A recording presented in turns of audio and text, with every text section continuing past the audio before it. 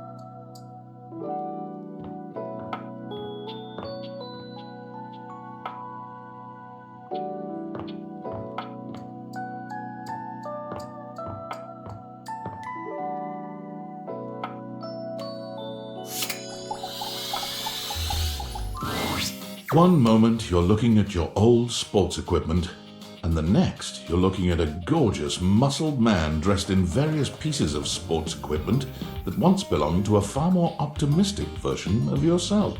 As you watch this guy go through an entire squat routine, it's more than clear that, unlike you, this guy has never struggled to maintain an athletic routine. Mid-squat, he stops suddenly, bending down to peer at you through his legs. A handsome, smiling face, boxed in by thighs so thick and developed, you're rendered speechless for a few minutes. Oh, hey! He sets his weights down, standing up and beaming at you like you've just told him he's won the lottery. It's about time you made your way over here. I was starting to think you forgot about me.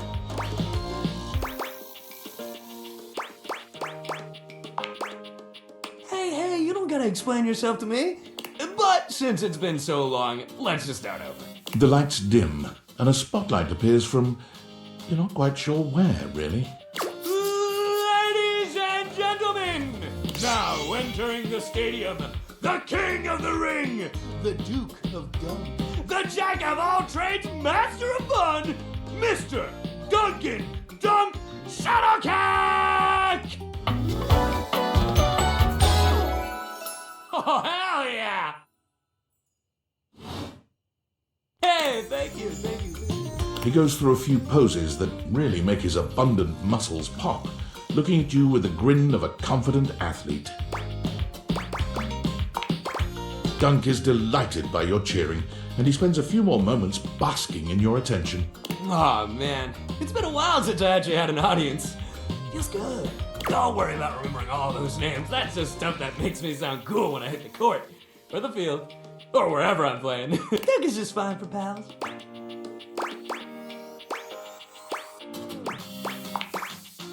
Totally! We might have just met, but strangers are all just friends you haven't met yet. Anyway, it's good to see you here finally. He grows very serious, placing a strong but gentle hand on your shoulder. What happened, man? How come you stayed away so long? Did someone ruin the joy of sports for you?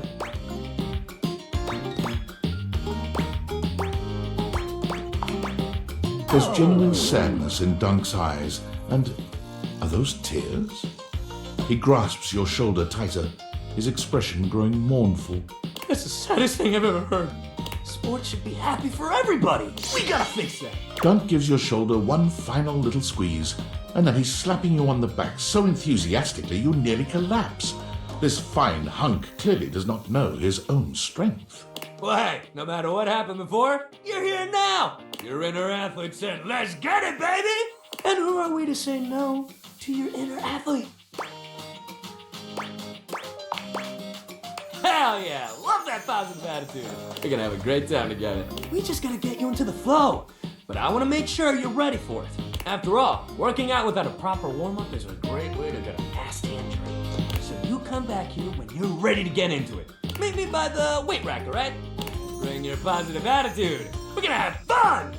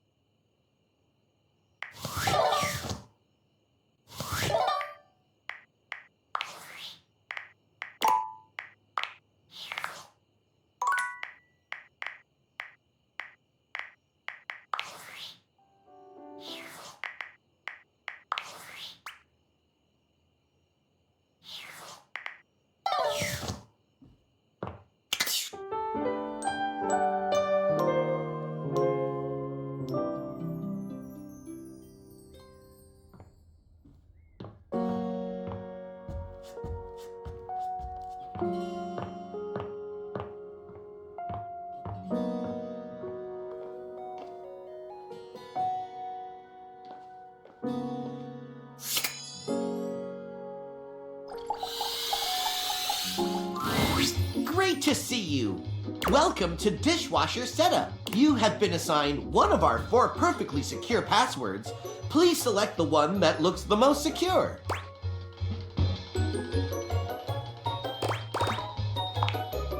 Thank you. You should have gotten a chance to write that down. Your data means a lot to us. so much that we will entrust it to ourselves. What is your preferred style of dishwashing?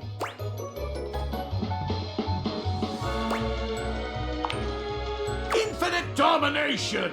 Annihilate your dishes in a tidal wave of destruction! Dish and stain alike are nothing compared to my might! Unleash the whirlpool! Setup is complete. Thank you for entrusting Valdivian with your food and food-related data. Goodbye.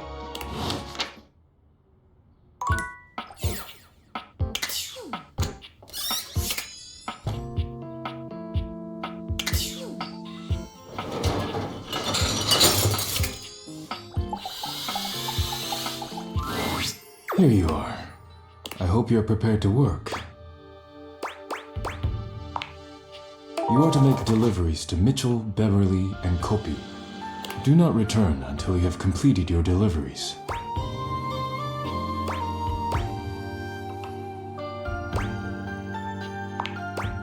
I will stare wordlessly at the horizon until you return, praying for the safety of the dishes. If you have any questions about the deliveries before you go, now is the time.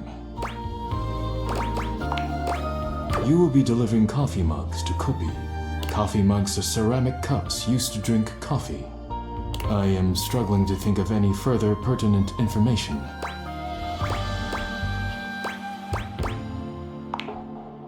Yes, she does. I am always happy to make deliveries to her. If you have any questions about the deliveries before you go, now is the time. You will be delivering plates to Mitchell. He uses them to serve food. The food is then eaten from the plates. I do not know what else to say about the plates, so I will stop speaking now.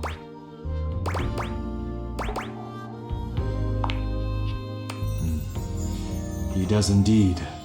Mitchell understands that plating is equally as important as the quality of food when it comes to cooking. This is what separates professionals and amateurs. If you have any questions about the deliveries before you go, now is the time. Beverly will be receiving cups of all shapes and sizes for her drinks, both alcoholic and otherwise. The cups will be used to serve drinks. Beverly has broken more than a few glasses after imbibing her own drinks, so you must give her a stern warning to be careful with these. I can think of nothing further to tell you.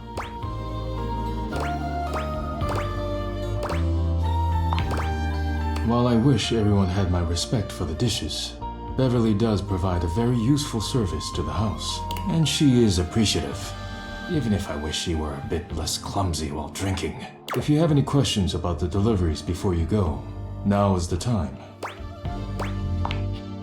I have no... You may leave now.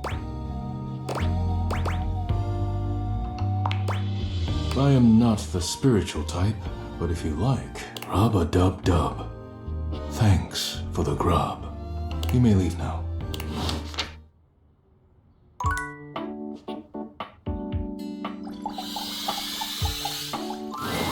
A charming barista grinds coffee in your kitchen, working so busily she doesn't even seem to notice you. You stand there for a good few minutes before she spies you, startled out of her intense focus.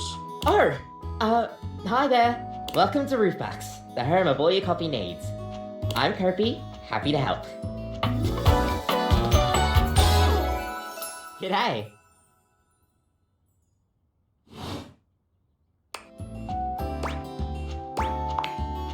I, sure am. Here to make your day just a little bit brighter with a touch of coffee. Gosh, that never gets any less awkward to say. What can I get for you today?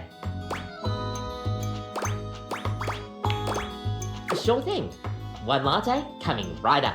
Kopi gets to work, grinding and pouring and mixing with an impressive speed. And voila! One latte just for you. Hope you like it. Is there anything you'd like to know about the latte? Oh gosh, where do I begin? There's all different kinds of patterns to choose from.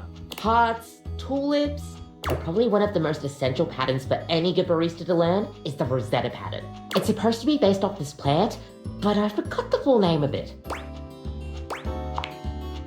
That's probably it, yeah. We'll see you next time.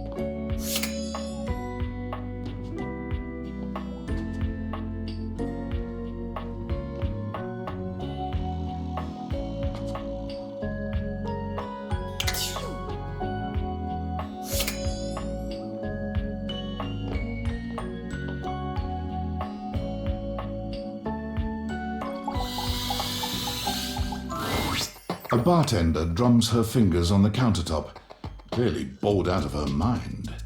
Her long red-orange hair is pulled back into a ponytail that flows down her back, like the drinks she pours so expertly. She makes herself a drink, taking a small sip of it and setting it down. Your entrance startles her so badly, she nearly knocks it over. Someone's here!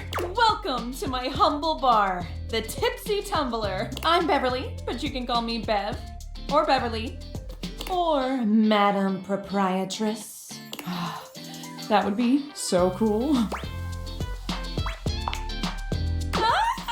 I'm the owner and bartender and janitor and stockroom attendant. Nice to meet you. Hiya. Beverly squints at you, frowning as she seems to be considering something. And then she snaps, pointing at you. Wait, hold on. Oh my gosh, it's you, my proprietor. I can't believe I didn't recognize you. Ugh. Yes, you? Who else so charitably bought this adorable mini bar for me so I could set up my dream bar? I owe you a huge debt. You have free drinks for life here. Welcome to the reopening of the Tipsy Tumbler. And I know what you're thinking. Oh, Bev, that's a lot of openings. Did something happen the first 6 times you tried to open the bar? Nope, nothing.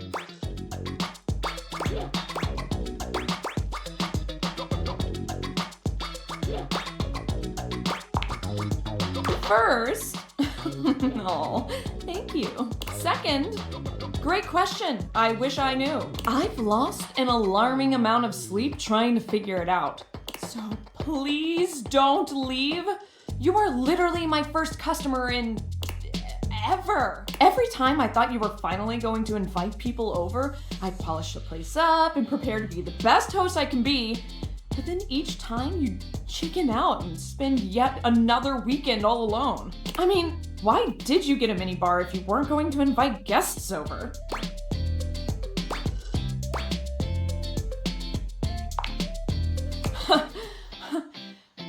but that's...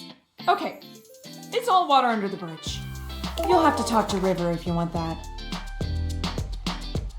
Anyway, that's enough babbling for me.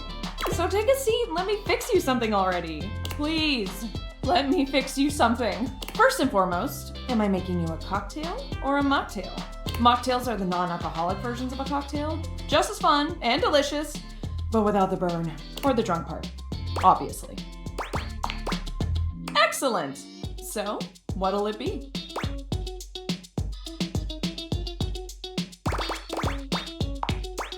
Ooh, so minty and fresh. It's kind of like brushing your teeth at the bar. That sounded more appealing in my head. Coming right up.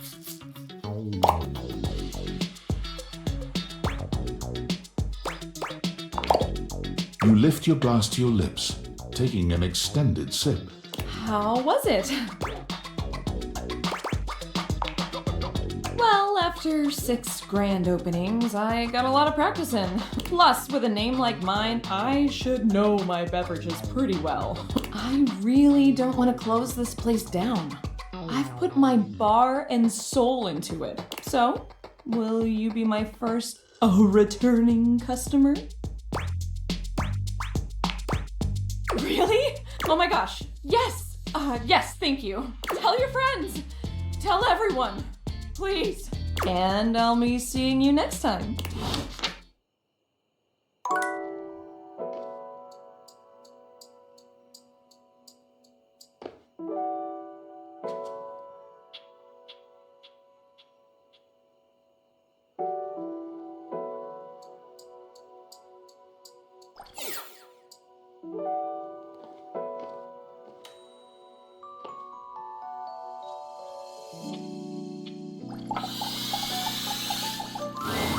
The first word that comes to mind when you see the large cowboy standing before you is solid. This guy is big, and he looks built to last. You might be intimidated were it not for the kind expression on his face and the sweet way he doffs his hat at you. No one's ever asked you this, but if you had been asked to imagine what your table might look like as a human, You think this would be pretty close? We've known each other for a real long time now, but we ain't ever been properly introduced. So, first things first, name's Abel, and I'm your table. And second, that is one fantastic red shirt you got on. Howdy.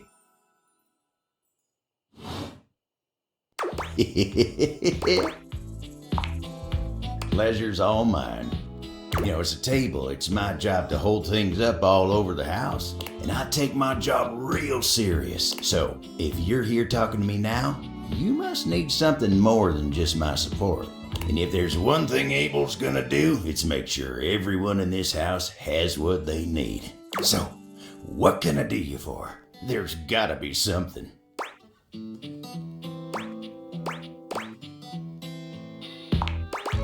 Oh yeah? Well, Skylar told me you was getting to know everybody real good. Maybe looking to getting back into dating and all that. Dating, huh? Ooh-wee. Dating ain't really my area of expertise, you know. Me, personally, I never was one for casual stuff. If you're looking for someone who knows people, though, you might want to talk to Kopi. She's good with that sort of thing. I guess you could say so. All that talking and whatnot, trying to fit each other's history into bite-sized portions, oh, it just ain't my speed. Well, I'm just glad I ain't the only one who feels a little left behind by the whole thing. But don't you worry. Kopi will get you on the right path. Wenda, tell her I say hey when you see her. You take care now.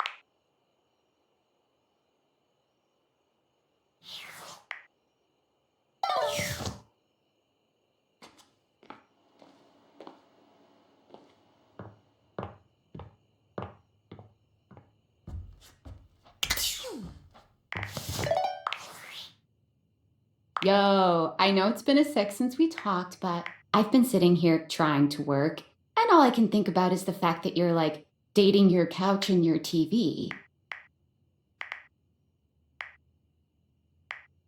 Ah, sorry, friend. I don't mean to complain. Just, I need to know how your whole, like, household object harem anime is going. You think? Is it or isn't it?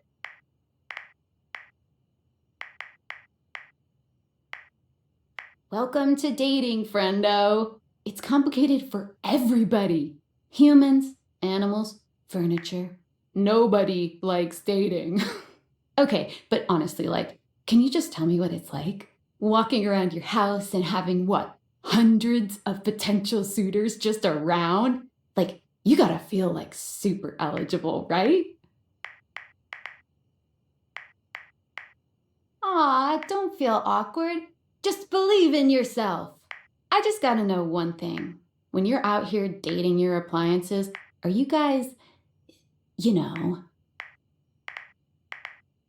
You know what? All right, keep your secrets. If you don't want to kiss and tell with your furniture, who am I to make you? All right, well, I've wasted enough of my workday. All my love to your household object lovers or whatever. Bye.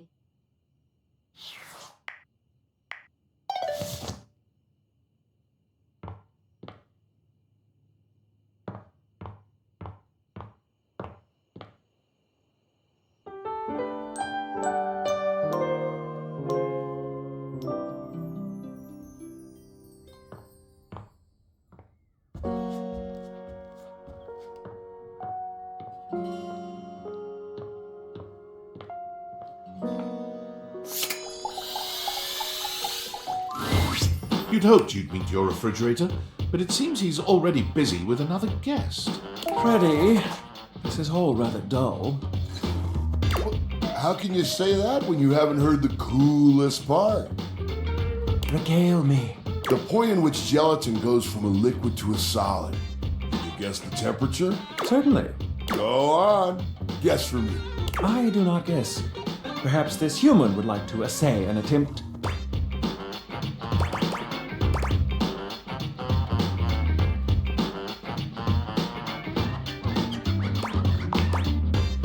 Wow!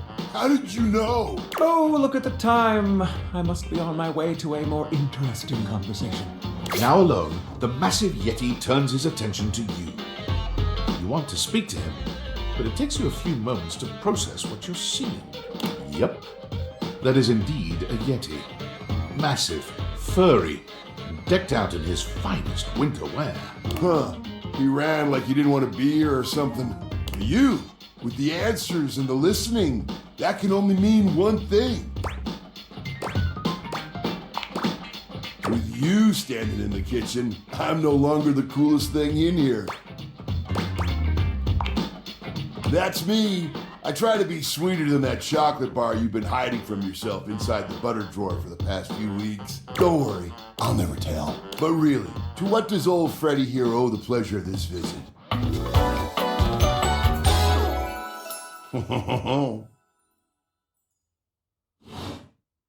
Oh, did you make another order to food fetch?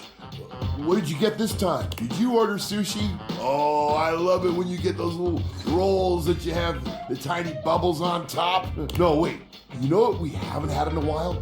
Burritos. But you might want to hold back on the beans because, well, you know why.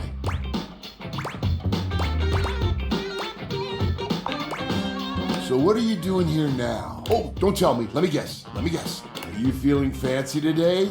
You look fancy, cool kid. I bet you're feeling fancy. I got it. You ordered my favorite. That duck from the one place that I can never pronounce. I love duck. A burger? Chicken tenders? Empanadas? Oh, I love when you use food fetch. The possibilities are endless. As endless as they can be within a 10-mile radius. Oh, sure. We sure do. You sound so adult, cool kid. We have food at home. But I guess you do still have stuff left over from the last few food fetch orders. You hungry? What can we get you? We've got those leftovers from that Tie Me to the Moon place, the slice of cake from I Like Big Bunts, or the pizza from Pie on Life. Which will it be?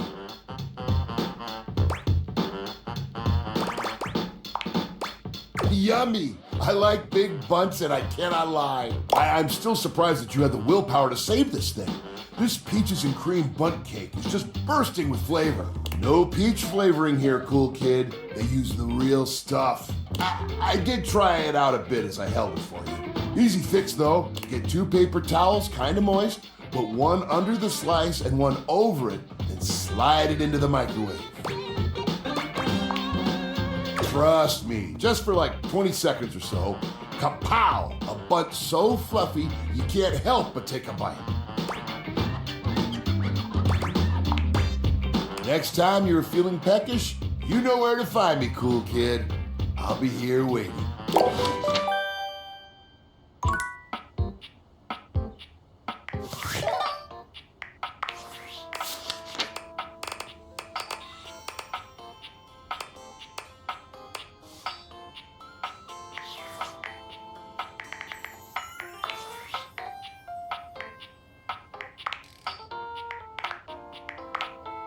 Aldivinites!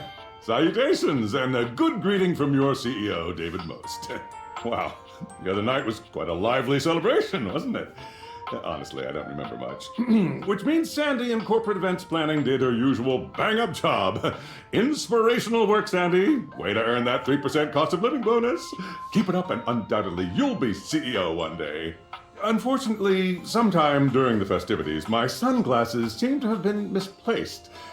By who exactly is impossible to know for sure. We've combed every inch of the hotel, and they did not end up in the lost and found.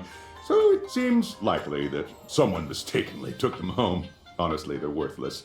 They were given to me by someone special, and they do have some amount of sentimental value. So if you have any information related to their whereabouts, please email me ASAP. Oh, and if someone from the press happens to reach out, they were definitely just normal sunglasses and not a highly classified prototype we're secretly developing in conjunction with the federal government.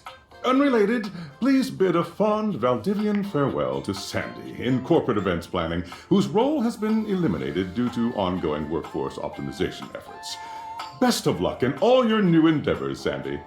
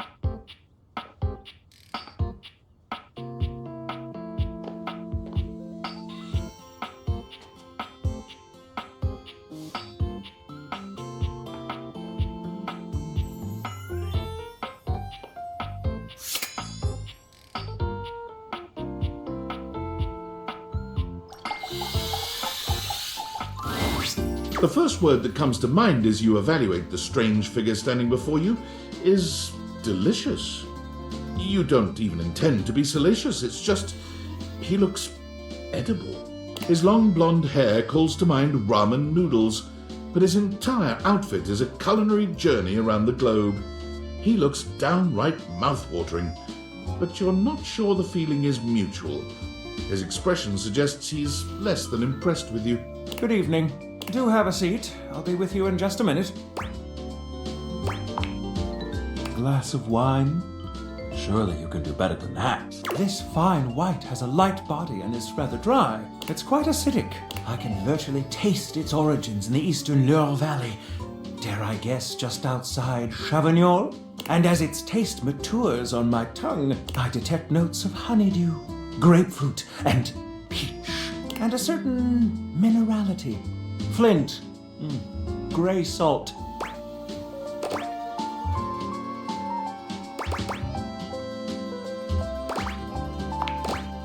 Close, but Chardonnay is from Burgundy. I'll give you one more try. Well done. Now, can you do even better?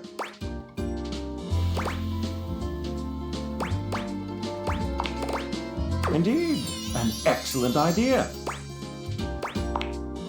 Well, now you're just showing off, and I'm very much here for it. But where are my manners? Allow me to introduce myself. I'm Mitchell Linn, food critic extraordinaire, paragon of the perfect, advocate of the adventurous, and bane of the banal. Salutations.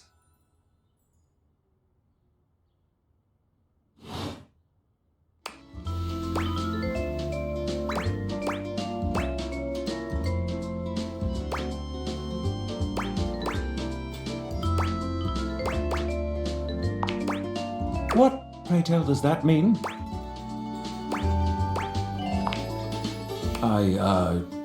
Thank you? Listen, I'm afraid you've caught me in a bit of a hurry. 3 new spots have just opened up around the house. I'm eager to give them a try and see if they measure up to my exacting standards. Say, how would you like to accompany me? Brilliant! So, where should we go? There's a new Hawaiian fusion place in the living room. Daisuke's sushi spot in the dining room is supposed to be pretty swanky. Freddy Yeti has an ice cream joint in the kitchen that's worth checking out. Mitchell leads you to the dining room.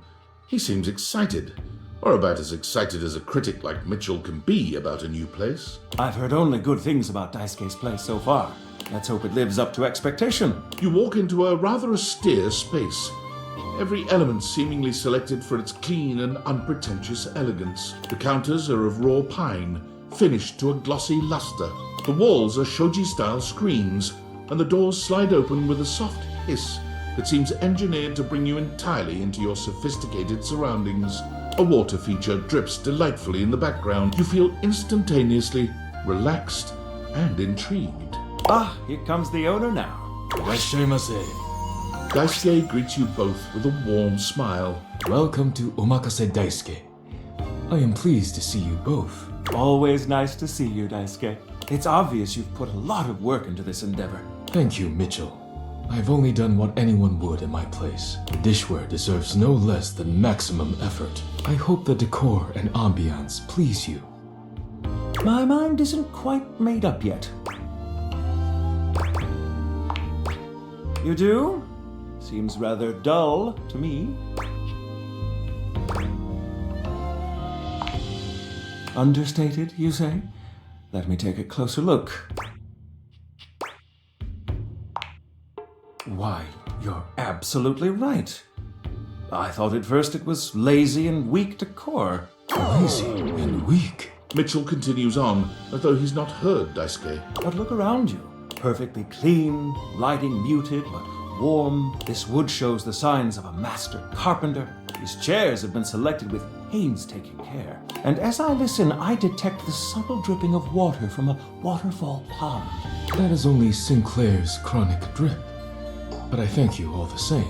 I feel almost as if I've been transported to the Tsukibayashi Jiro. Delightful, simply delightful. Let's move on to your speciality, Daisuke. What are we to make of the settings? Before we begin, I am obligated to tell you that Scandalabra's stories about the silver are damaging lies and not to be believed. Believe the Scandalabra? I'd sooner let Sinclaire process an insurance claim for me. I'm glad we are all in agreement there. Now let's have a look. We appear to be missing chopsticks.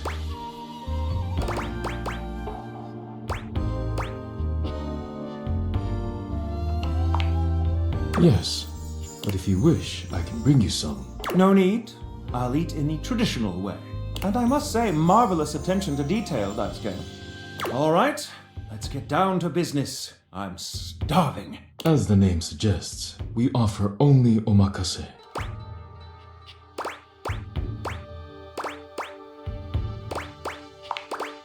I can't wait to see what's in store for us. Okay, now, when the first course comes, let's...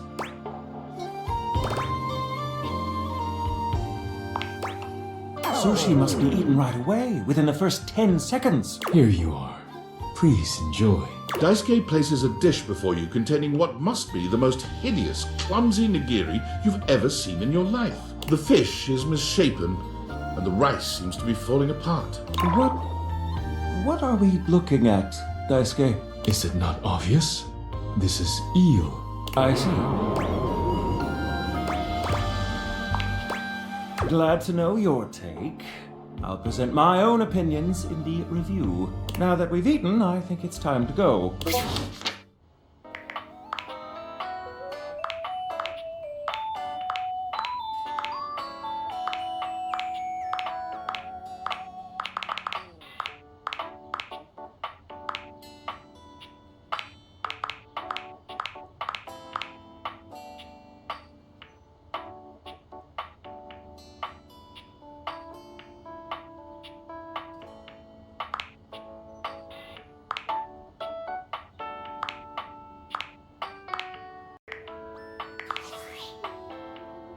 Unfortunate about Sandy and corporate events planning. She was responsible for all the best casual Friday themes. Now that she's gone, there's finally nothing left of the 7 pioneers. In the beginning, there were 7 of us, working out of David's dorm room, stealing Wi-Fi from the neighbors and using cardboard boxes for chairs. We had no idea we were changing the world. We just wanted to design a more efficient paperclip. But then the money started flowing. Money always changes people. Didn't take long for the 7 pioneers to be whittled down to 1. Bingo. And all this, the wretched soul-sucking corporate monster that Valdivian became, the pioneers never wanted that. Deep down, I really believed David, the old David, was still in there somewhere. But when he wanted to use the Dateviators for military applications, I knew more drastic action was necessary. Quickly. I'm sorry, but there's no time. I'm using the display phone at a wireless store and they closed 30 minutes ago. The sales associate is giving me the stink eye. I'll follow up when I can.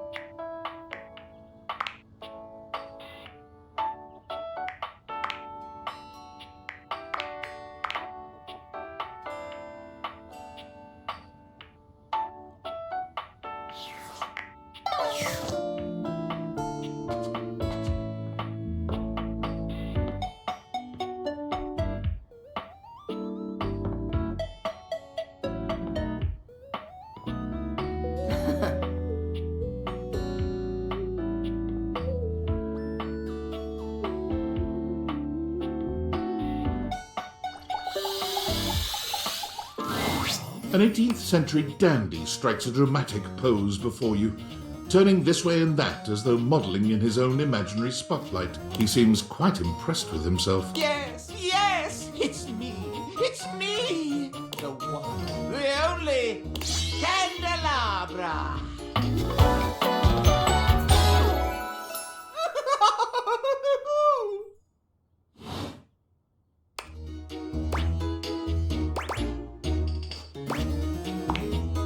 I'm the one, the only. Do you see any other candelabra here?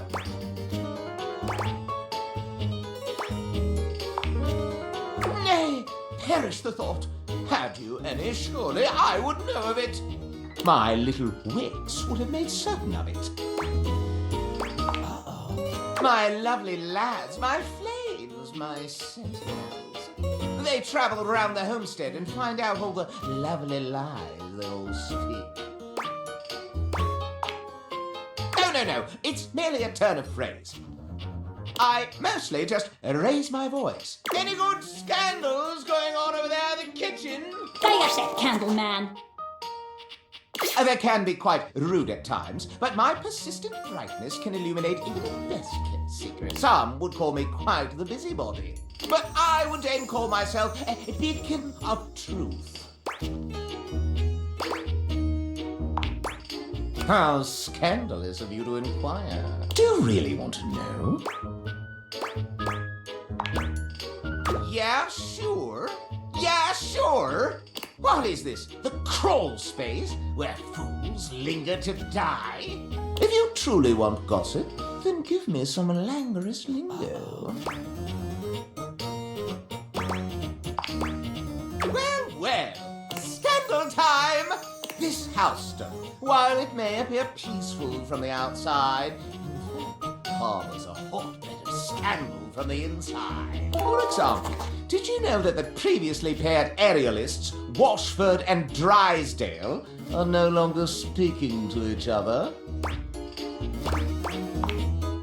Next, were you aware that known vagabond Bobby Pig is on the loose once more? Can you imagine the heist they are planning? Can you imagine the romantic dalliances as they make their way through the house? More scandals abound. They say there is a shadow that does not obey the laws of physics. A true scandal that undermines the physical realm. And yet, they say if you peer closely at a certain shadow in the floor, you can see the crooked stranger himself. But I am not finished with the daily scandals, no. One has heard of self-insert, yes? Could you imagine a video game in which all the creators inserted themselves at once at the same time? Such a thing is not imaginable. But in one that I've seen, they've hidden themselves within their very names.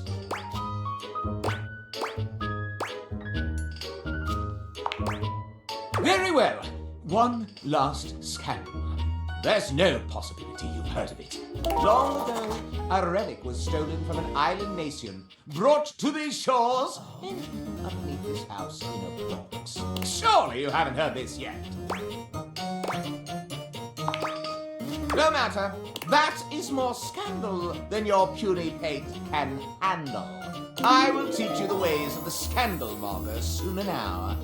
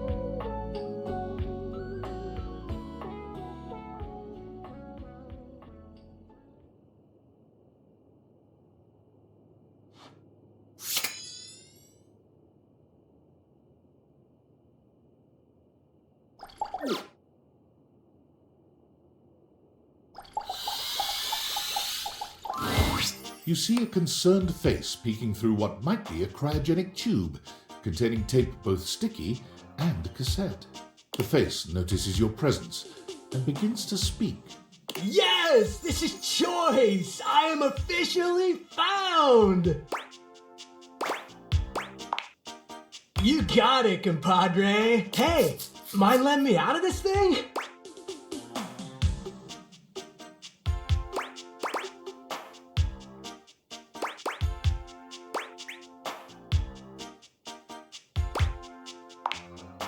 Nope.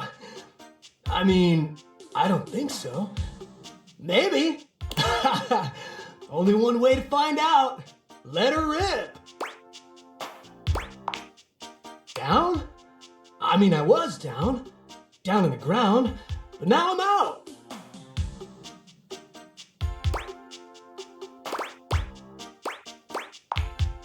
What? The stranger who stands before you can best be described as nostalgia given form, an assortment of 80s memorabilia sculpted into a well-muscled male figure. Woo! Yeah! I'm free! The 80s is surviving and thriving, baby! Oh, yeah! Although his cassette tape ribbon obscures much of his face, you can still make out a friendly expression and handsome features.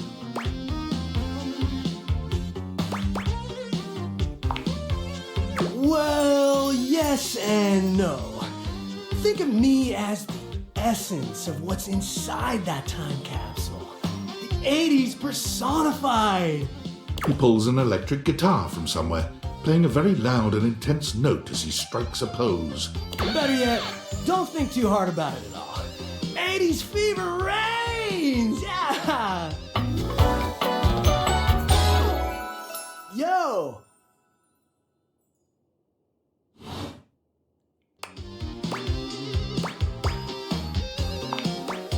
Oh, heck yeah, compadre! And the 80s love you back. But first, I need a minute to decompress, if you know what I mean. Totally.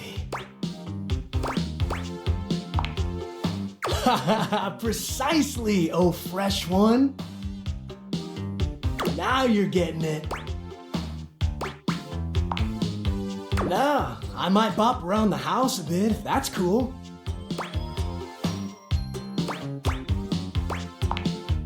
You got it. All right then, I'll be around just chilling like a villain.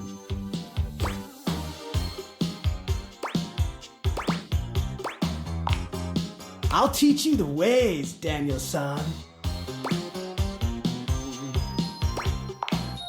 Oh, look at you, acing the class already. You are gonna be a bodacious student, I can tell. Okie dokie, Smokey. Just gonna shut the peepers and recuperate. Talk to you later.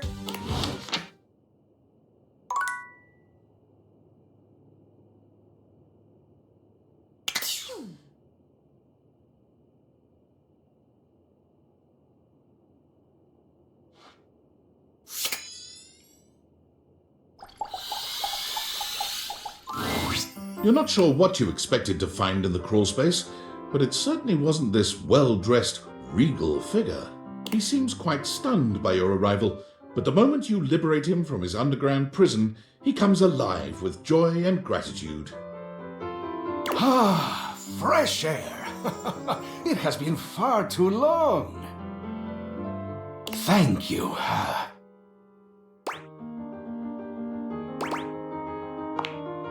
I have been trapped within that accursed crawl space for so long that well, I don't even know how long it was. Time lost all meaning under there. But never mind that now. I am Keith, and I owe you a real debt of gratitude, eh?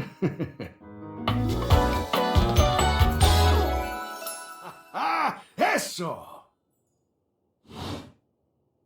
Oh, I'm getting a reading. It's a secret feature.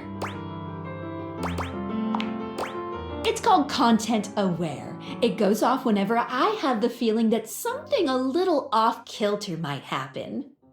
It gives you the chance to see if this dateable might be someone you might want to skip due to content concerns.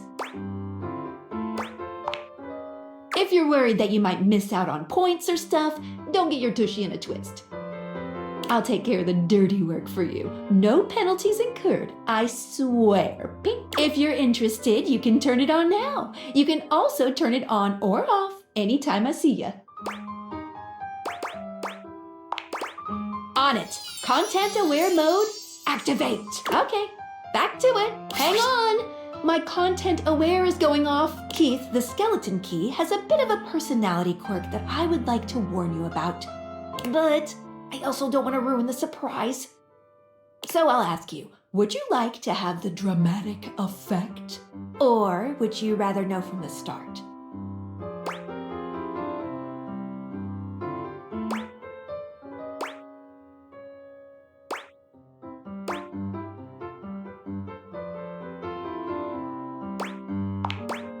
Okay, basically, he's a master manipulator.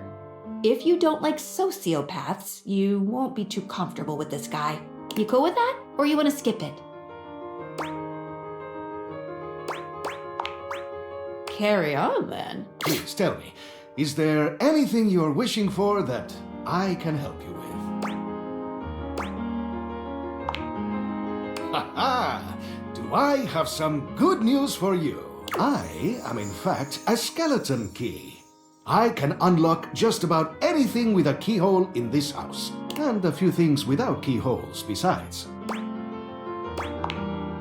I am nothing if not full of surprising talents. So, Dorian is giving you some trouble, eh?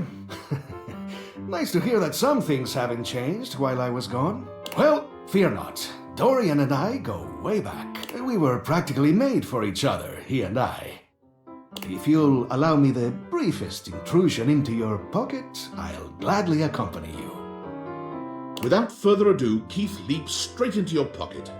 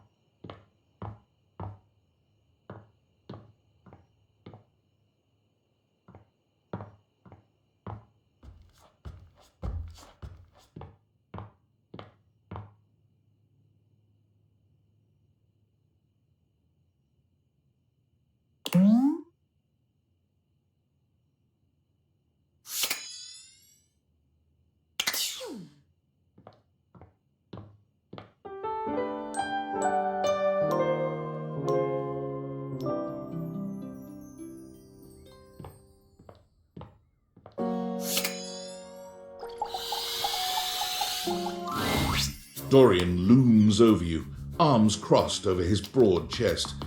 He seems almost smug about blocking your way today. Hello, mate.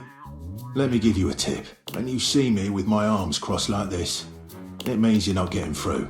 What might it take to uncross them, I wonder? Keith? Is it really you? Hello, old friend. It is me, all right. Where on earth have you been? I've been tucked away with my thoughts, you might say. I never knew why you left. I am so sorry I never said goodbye. I never had the chance. Well, I've missed you. I've missed you too, dearest Dorian.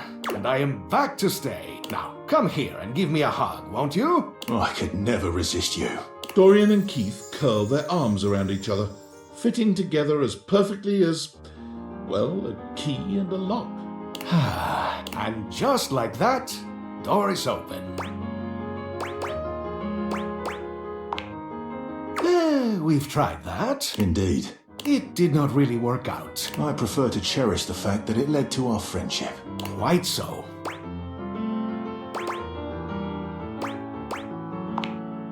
Why, I would love that. I rather think we would do well together, you and I.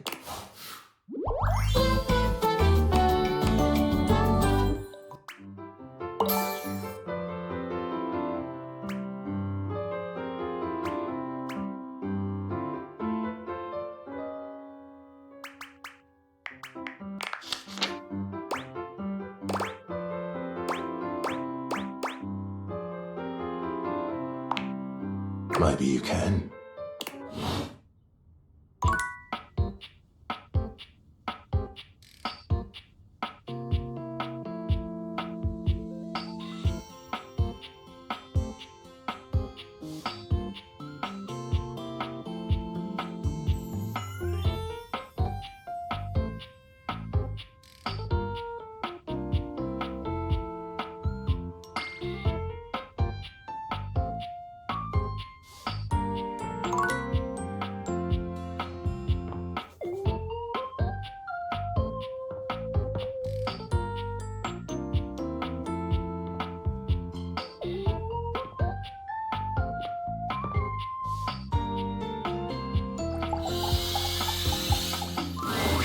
It takes you just a moment to properly evaluate the figure standing before you.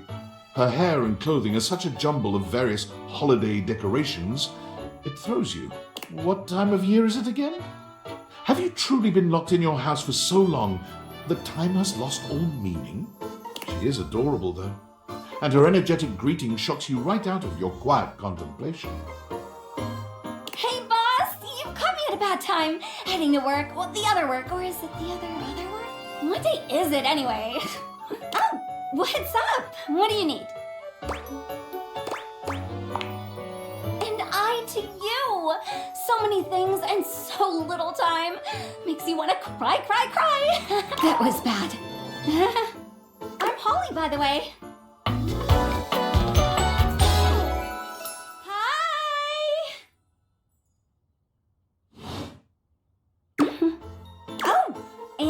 Who are you? Did you already say? Sorry. In a little rush for the dish dash. Rat race, all that. Oh, I've heard about you. That is such a funny name. From everyone. I'm social butter, so they say.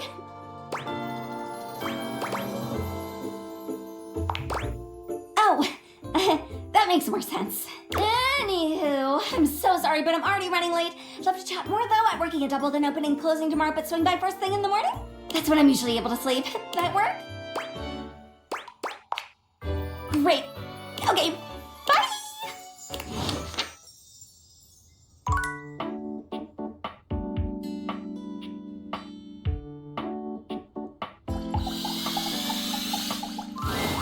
A colourfully dressed board gamer beams at you, but even though his expression is ostensibly friendly, something about his energy is a little off. His smile is a little too wide, his stare a little too intense.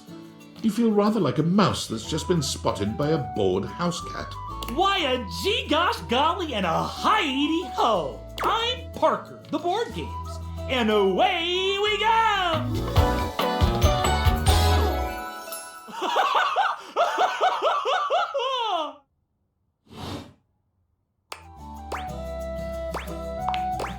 Hi there! I do love meeting new people to play with. And I do need new people to play with these days. I'm awful lonely up here in the big ol' house. But you seem like a nice sort of gal already. Maybe you could be my next relationship. Would you like that? Oh boy! Well, if only it were up to me. You see, my whole deal with relationships has to do with rules. I love rules. If you want any sort of relationship with me, good or bad, we have to go through the rules. Want to hear them as they pertain to me? As they pertain to my whole deal and how this is gonna turn out? Glorious! In order to achieve a relationship with me, you must play these board games 3. If you beat me or unseat me, more chances for love will greet thee. At the end, I roll a die to achieve a status. This, in the end, will be our dating apparatus. Ultimately, yes, but your actions during each game can change the weight of the die. The more you win, the more chances to love me.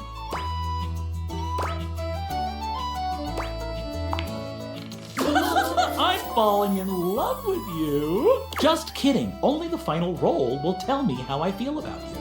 Meet me here next time for our first game, Sandyland!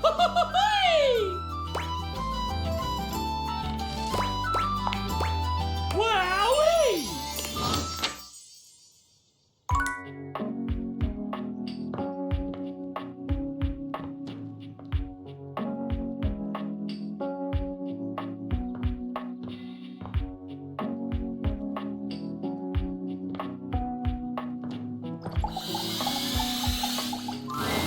A leather-clad dominatrix stares you down, radiating disdain. She looks at you like you're the dirt beneath her feet. Hello, you pathetic, worthless little wretch. Disgusting, you worm. Whoa there! My content aware has given me a tickle. Sophia here is a dominatrix, and she's gonna put you in some pretty dominating scenarios. You cool with that? Or you wanna skip it? On with the show. I do not recall asking anyone for your presence, so indulge me. What gives you the misguided confidence to stand here before me, wasting my time? How tedious. No, luckily I don't know, Randy. Listen, wretch, we obviously haven't met before, so I want to be clear. Going forward, you will address me as Mistress, if you wish to continue this conversation. Is that understood, wretch? Very good. Now I know what you're thinking. Why would a perfectly successful safe like myself throw away her prosperous and fruitful career in the burgeoning vault industry to become a mistress to all the lost, pathetic, and broken creatures of this world?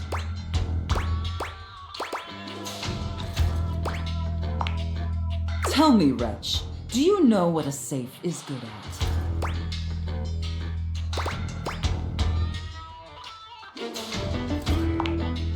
An acceptable, if asinine, answer. But the one thing a safe is good at, tantalizingly good at, is keeping things locked away. Valuables, memories, and very often, secrets.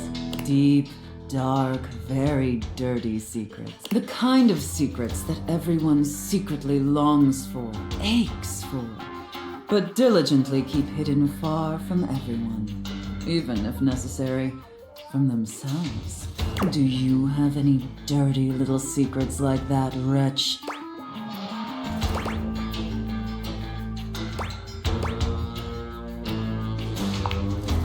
Perhaps. We'll see about that. You intrigue me, wretch, in the way a drowning kitten might intrigue a jaguar.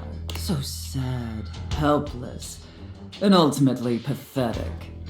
You possess a feebleness that instinctually repulses me.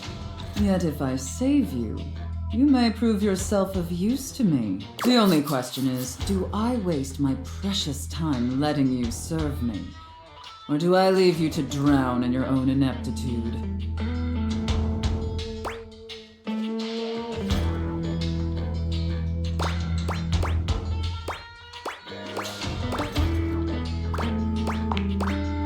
Very good answer. All right then, wretch. Against my better judgment, and because things have been so frightfully boring lately, I'll allow you the opportunity to serve me. You should count yourself extremely lucky. Not everyone is given such an incredible, life-altering opportunity. And rarely do I make this offer to worms as painfully tragic as yourself.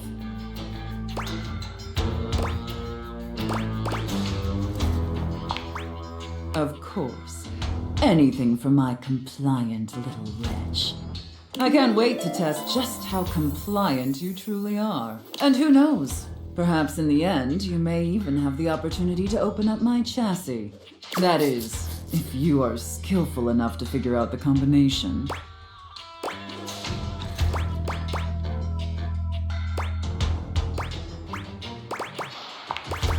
Careful. You're getting very far ahead of yourself, wretch. I don't open up my chassis for just anyone, and especially not for someone as pathetic as you. Apologize for your insolence or face your punishment. Very good. Your mistress is pleased. Okay. It sounds like you're willing to do the necessary emotional work to take this relationship seriously. In that case, be back here tomorrow to fill out all the paperwork. There's some important ground rules we need to firmly establish before we take this any further. But once we get that out of the way, I'll open up your dirty little mind to fantasies you dare not even whisper. Now, affirm that you are my compliant, needy little wretch. Again, like you mean it. Like you'd unquestioningly do absolutely anything I'd ask of you. Tell me that you're my compliant, needy little wretch. Now. Very, very good. Then I will see you back here tomorrow, wretch. Do not keep me waiting.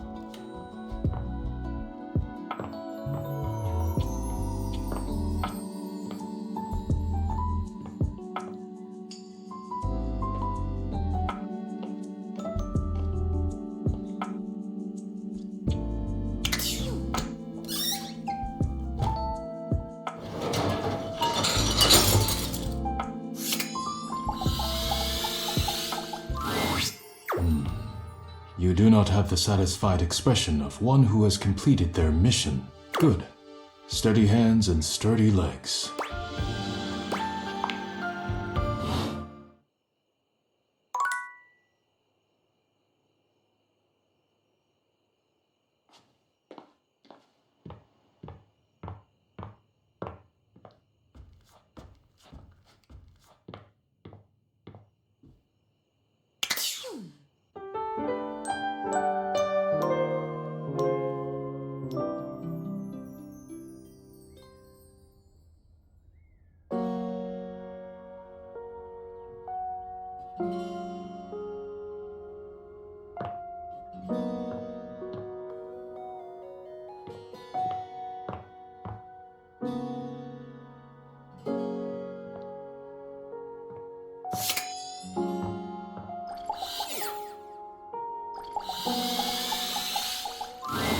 A grande dame with a gothic vibe regards you with an expression that's hard to read.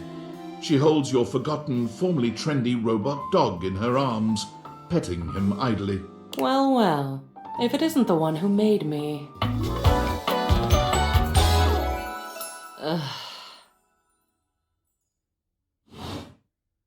I don't know. I suppose I'm a bit disappointed. For someone who's amassed such a varied and confusing collection of bits, you just look so normal. I was hoping for a real Frankenbrine to go with all this preservation.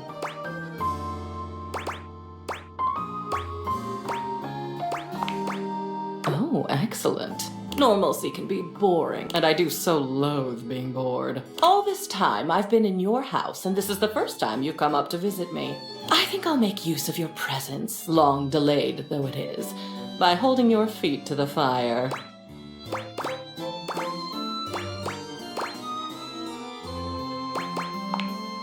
Is it? I suppose so. Spicy is not generally the first descriptor applied to me.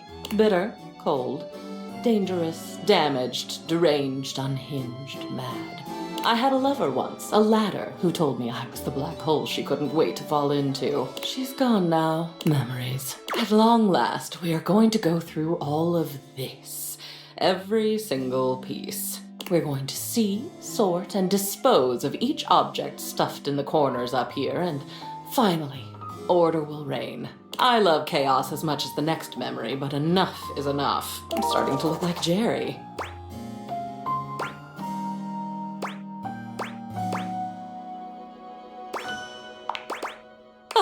Oh no, you are long past the point of no return with me.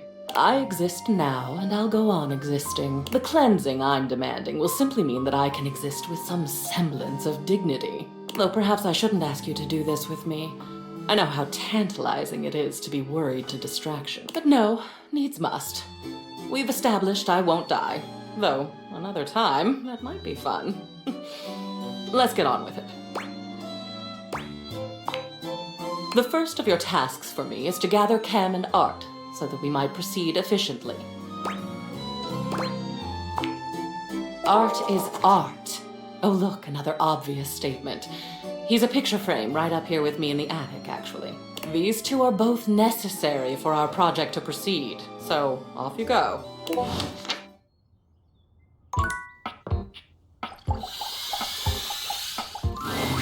A marble Adonis regards you with a critical gaze, completely unembarrassed to be wearing so little in your presence. He gestures to the room around you, wrinkling his sculpted nose. Oh, the preponderance of dust. Oh.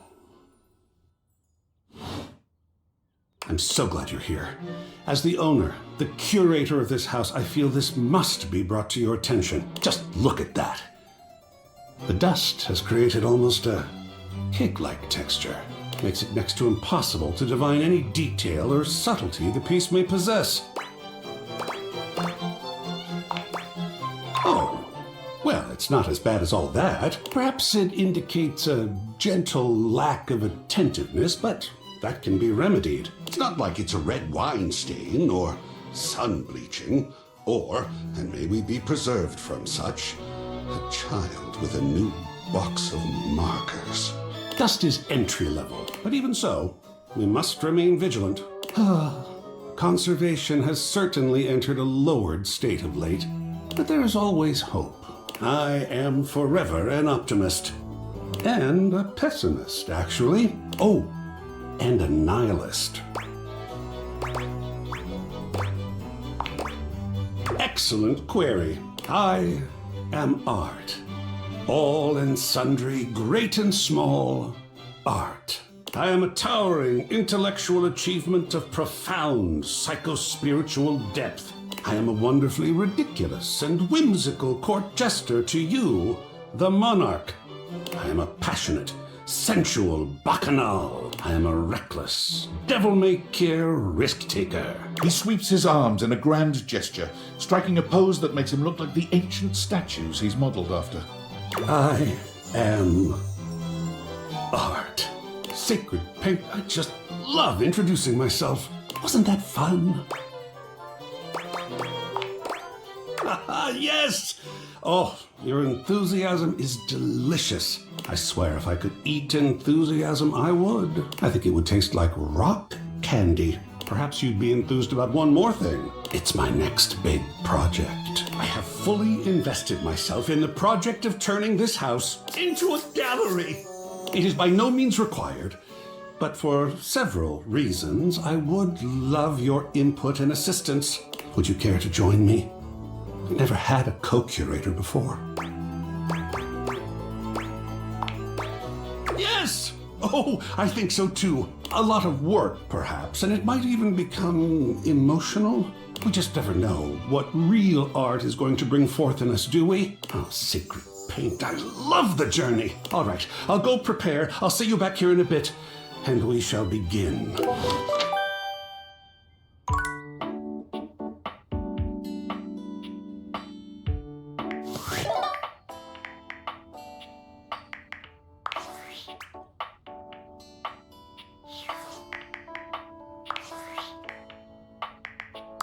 Champ! How goes it?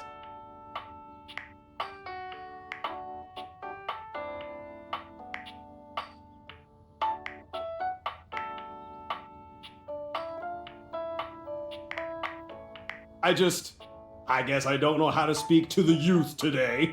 Valdivian would like you to complete an exit survey based on your time here. How would you rate your time with Valdivian?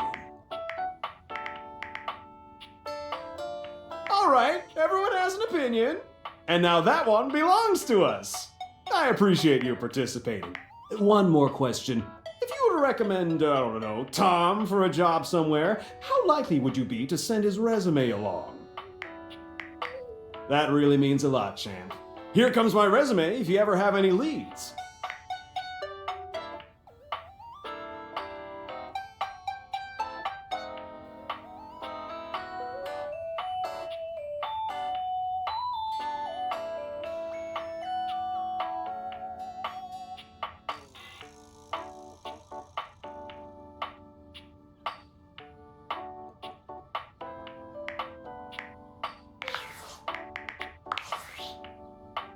I'm sorry for the abrupt intrusion, but there's an urgent topic I need to discuss with you immediately. Is everything all right with the date theaters?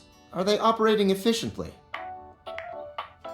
Well, as you know, I'm able to remotely monitor their functionality, and I've been noticing some deeply troubling readings coming from the quantum catalyst activator.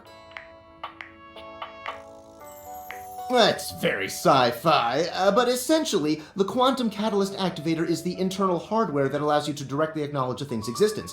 And recently, it started to emit metacognition readings unlike any I've ever seen before. Oh, and if they get too hot, throw them in the freezer immediately. Your life depends on it. Sorry, it's not safe to talk anymore. I'm in a really sketchy neighborhood, and this phone is super duper expensive. But I'll keep analyzing the data.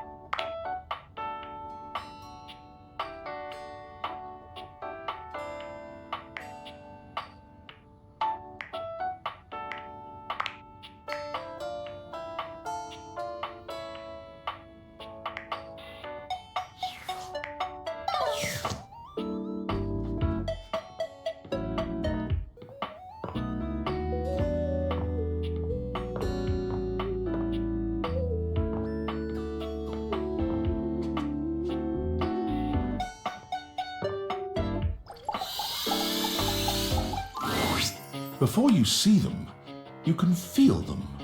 An overwhelming air of cool, of rebellion and edge given form. Leather and metal and the best hair and eyebrows you've ever seen. This rogue is impossibly cool. And looking at you like you owe them money. You got a problem, punk? Oh, well, good. Because trust me, you don't want none of this. My name's Bobby. Bobby Pin.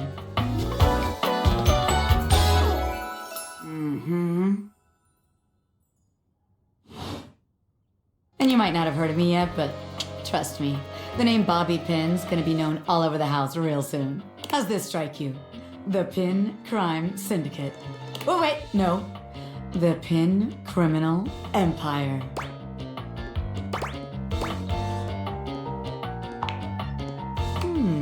kind of old-timey, but it does have that kind of Top Capone feel to it.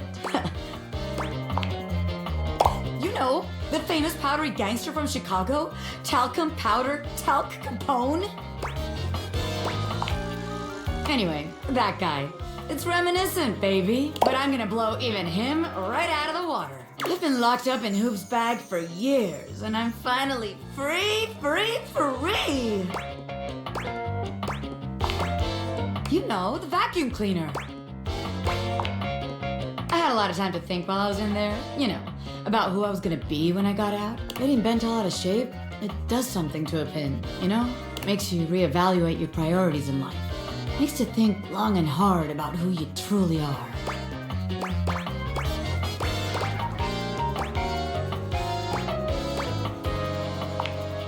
Oh yeah, I used to be pinned straight, if you can believe it. Getting sucked up into Hoop's bag was a real revelation. I never really felt quite like myself before.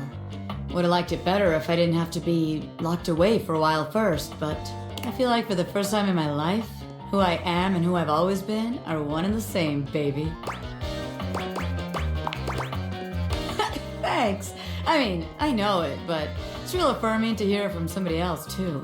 I've been locked up, but I'm here now, baby. I'm ready to take what's mine. The real question at this point is just where to begin. Where do I situate my burgeoning criminal enterprise? After all, you know the first rule of business. Location, location, location.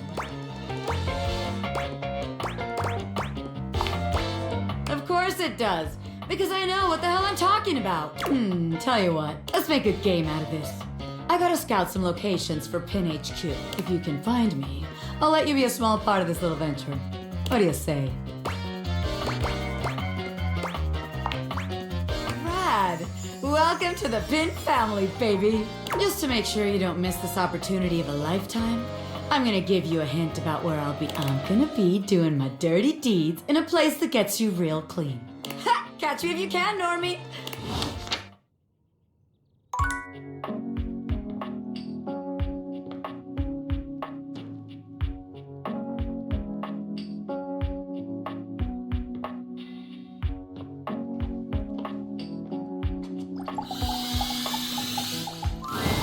Yo.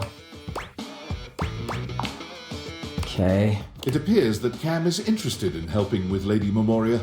Artt is still required for her request.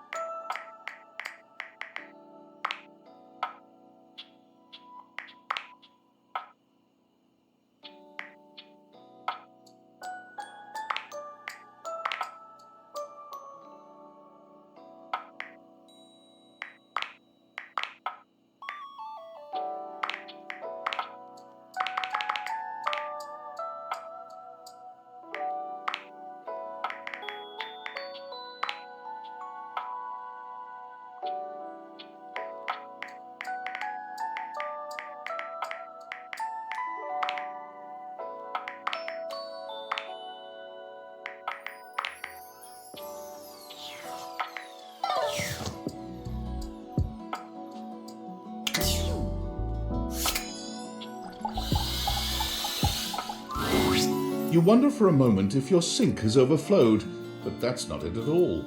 There's just a being made of water standing before you. She's ethereally beautiful, but there's something hard to pin down in her gaze. It almost feels like she's watching your every move. Hi, honey.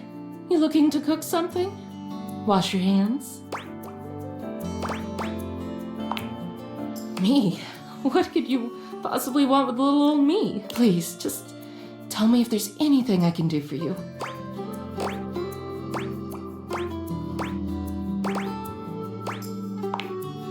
What? Little old me? Better you don't know. Keeps the mystery.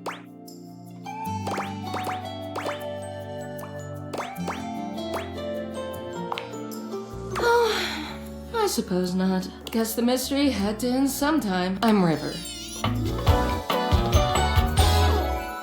What can I do for you?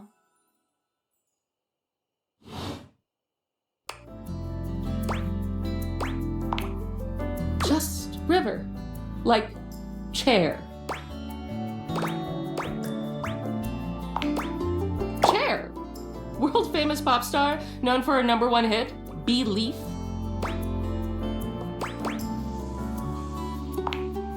The one and only. You know, the best thing about Cher is she's always changing her look through the decades. She always knew just what we wanted to see and served it to us. I really admire that about her.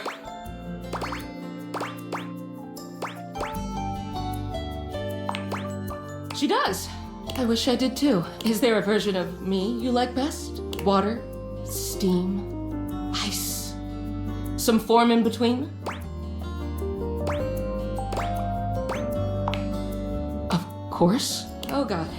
Don't tell me now. I'll just be thinking about it all the time. River wasn't exactly holding your gaze before, but she seems intensely uncomfortable now. She looks everywhere but at you. Look, I've been here way too long. If you don't need anything from me, I'm going to go. She is gone.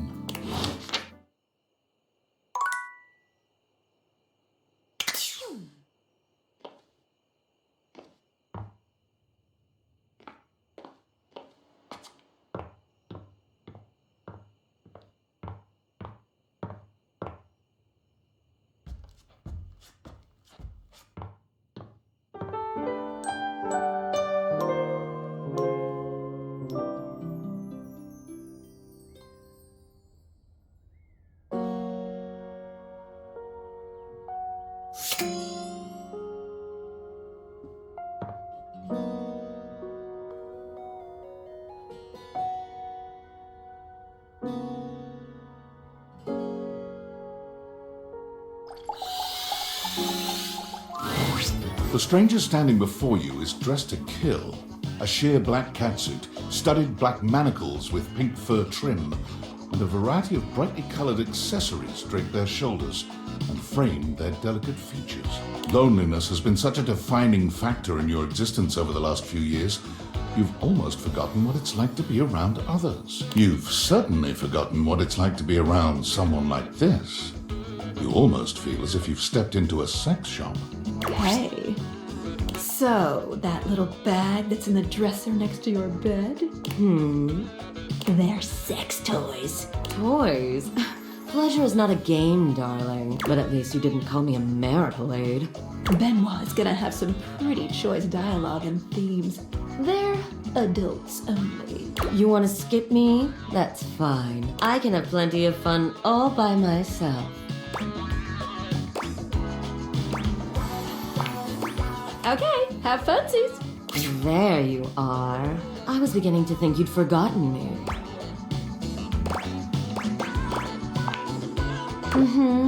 Cute. I'm Ben Wha, your partner in pleasure.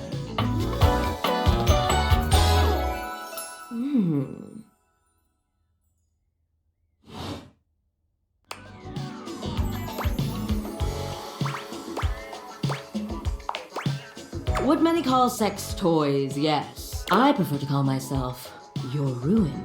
It's really about time you came to speak to me. Given the way we met, someone less confident than me might really take it personally. They look at you expectantly, raising an eyebrow. You do remember the way we met, don't you? You think you could afford me? Please, no, that wasn't it. Gag gift. They look absolutely disgusted. The only way to strip the word gag of all its appeal. Some friend of yours thought they were hilarious. You moved into this house and your friend brought you a big box. You opened it up to find... what else? A smaller box. You opened that to find another small box. And so on and so forth. So funny. Eventually, you got to the smallest box, and there I was, a bright-eyed virgin, yours for the taking. But there's still time to rectify that. After all, you're here, I'm here, and I know you have nothing but time. So how about it? Me and you and mind-bending, earth-shattering pleasure?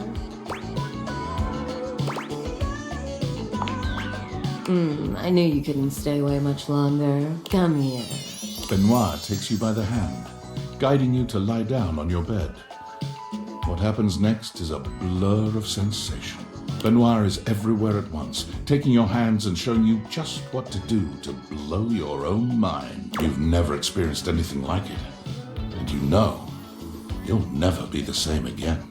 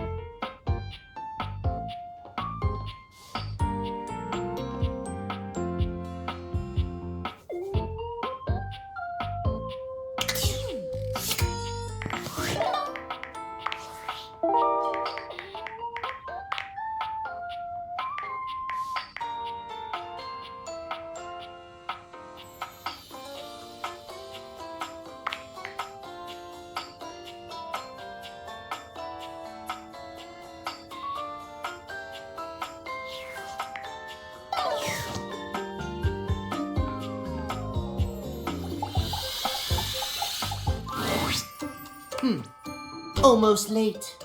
Almost.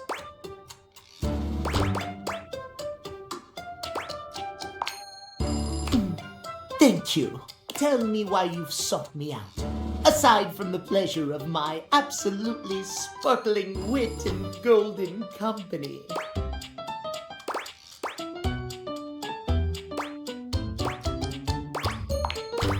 Well, your judgment is quite sound, it seems.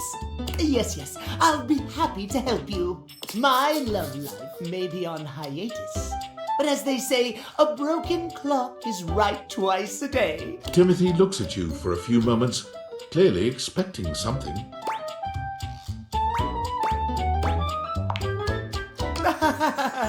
Yes. Well, let us start with the most important thing. Timeliness, next to godliness, as they say. Of course I'm right. Imagine, if you will, you show up to a date showered and clean, but 2 hours late.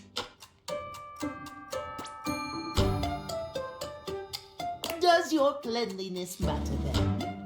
I think not. Of course I am, old bean. Oh dear, how me flies. I must away quite soon, but before I go, I want to be sure I've imparted my wisdom to you precisely as I meant to. What did you learn from me today?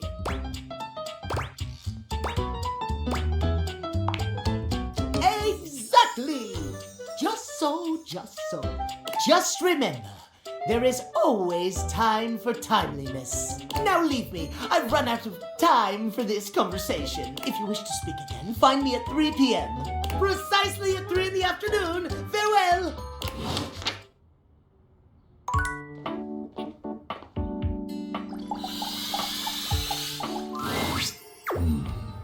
You do not have good, steady hands and sturdy legs. Rather than wishing you luck, so the dishes will not break. Please just leave.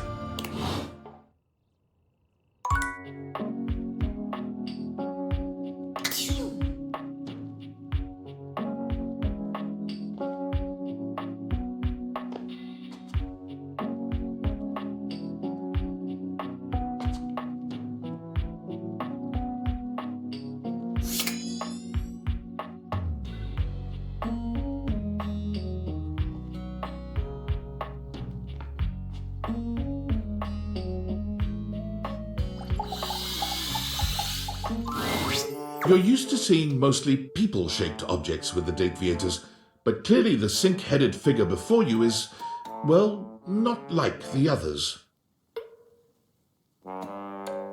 All the time in the world wouldn't be enough to comprehend whatever is going on with this guy. You can see that he's got a sink for a head and the clothing and posture of a beleaguered stand-up comic, but your inspection is cut short by his disturbing screams. Help! Help me! Hello? Can you hear me? Listen closely. There isn't much time. Nothing is as it seems.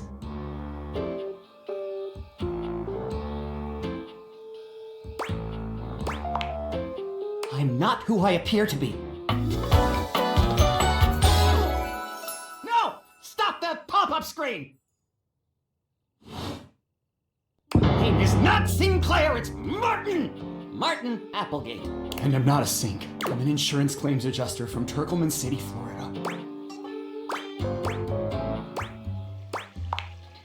Of course it's a real place. Do I look like the kind of guy who would lie to you? Exactly! And I'm not! I'm telling you the truth. Whoosh! A strange creature that looks and sounds like a soapy little dog jumps up at your legs, yapping and barking. Down, Sudsy, down! Keep your bubbles to yourself, you little devil! Tray, Sudsy? Go to your tray! Sorry about that. Before I begin telling you my tale of woe and temples surely, let me let Sudsy out, okay? When he gets like this, I just get really flustered. Okay, bye! See you next time!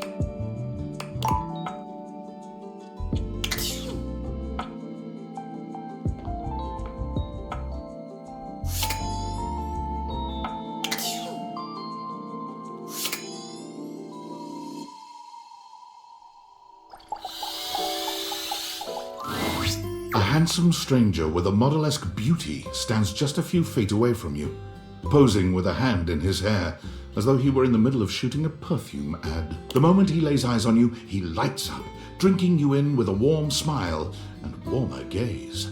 Ciao, beautiful. What are you doing?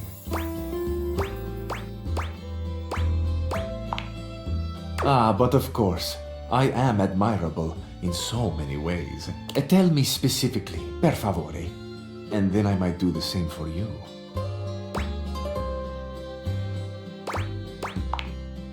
You have excellent taste. You are a fresh pasta, a plump, juicy tomato, sweet and salty. Tell me, one object of desire to another. But first, I must introduce myself. The music of courtship has its cadence, after all. I am the one and only Cabrizzio. Amore. Piacere di conoscerti. Ai, degno di nota. What a beautiful effort you're making to speak the language of a new friend. Now that we are introduced, we must get to know each other, eh? Let us begin with a simple question. Un aperitivo. Do you, and so much is contained within your answer, have a favorite flower? Ah, tessero bellissimo. Of course you do. A vibrant heart must have a love of nature. Picture it. I will try to guess what it is. I see.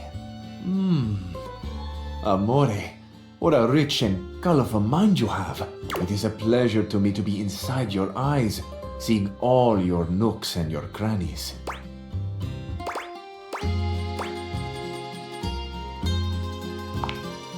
Of course. I am sorry.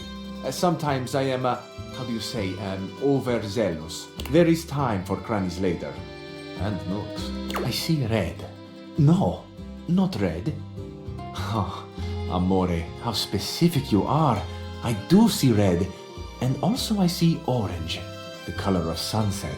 I see blue, the color of the ocean at night, or the sadness at the bottom of your eyes. I see yellow and pink, the colors of the wings of the lefate, glimmering in the early morning light.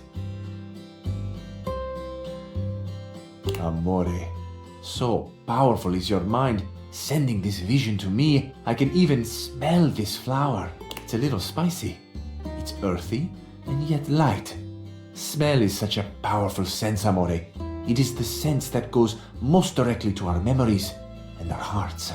What a gift you give me, amore, with this aroma. You are thinking your most favorite flower is Uccello di Paradiso, the bird of paradise. I know nothing, amore. I know only what you show me. I am at your mercy. Thank you for the gift of your favorite flower. Amore, we have just begun. Hot, you say? We are only a gentle simmer. Our flavors will only deepen with time. I feel I should tell you also, it may look as though I have something of a hard exterior. I have heard before, though not from lovers, that I can sometimes appear closed. But let me assure you, nothing could be further from the truth. I am open. I take great pleasure in being so, open to the world, to experience. I am open to you, amore. Will you grant me another gift? Will you share with me more about yourself? What do you love? What makes you cry? What inspires your passion? I love the big questions. I love the small questions. It is the finding out about each other, sharing your hearts that brings the spice and sweetness to life. Might I suggest that we savor these questions over dinner? Then we have a date. Bellissimo. La buona fortuna smiles on me today. I'll be counting the minutes. I will await your pleasure, amore. Ciao to you for this moment, mia stella nuova. Where you go now, take with you the passion of Cabrizzio.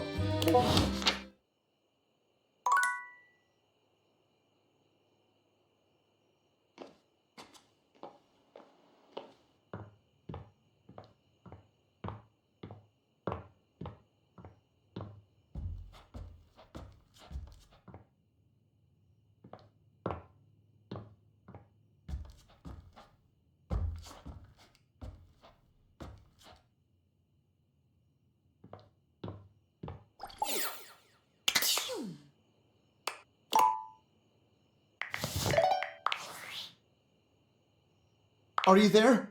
Please answer. Hurry! I understand that, but this cannot wait. There's something we need to discuss. It's of the utmost importance. It's the deviators. As I mentioned, I've been closely monitoring the electromagnetic field anomalies emitting from the quantum catalyst activator. And I know this is going to sound completely insane, but it appears... Well, it seems... I can't believe I'm even typing this. Based on the data I'm looking at, you may actually be able to use the deviators to bring objects to life. We have absolutely no idea the ethical implications of turning objects into people. Would they have rights? Do we need to feed them? And if so, how often would we need to feed them? Is only lunch enough if it's a big lunch? We're sleepwalking into a minefield of existential dilemmas here. Not to mention, I didn't even program the deviators with that functionality. Maybe the government augmented my original schematics with secret military tech, but I'd have to do more tests to be sure. I'm sorry, but we'll have to pick this up later. I'm not under any sort of duress or anything, but I had a huge enchilada for lunch and I'm exhausted. I'll reach out again when I'm able.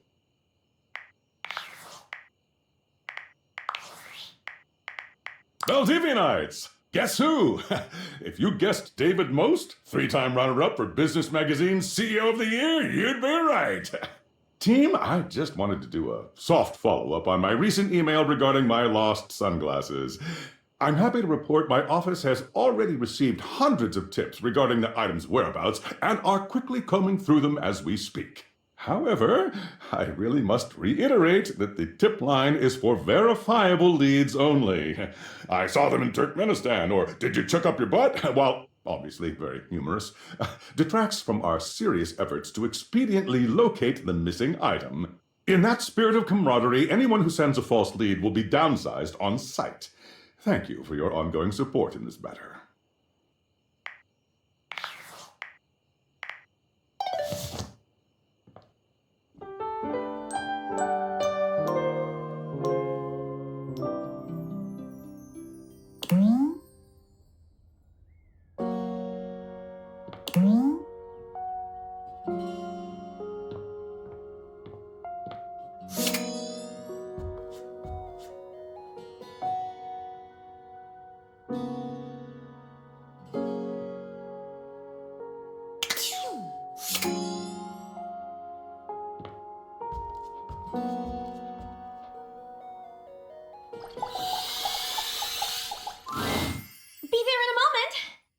An utterly charming secretary hurries into view, giving you an apologetic nod. Hello there. What can I do for you? Her greeting is cut short as she seems to recognize you mid-sentence. Oh my goodness gracious, it's the human. Oh.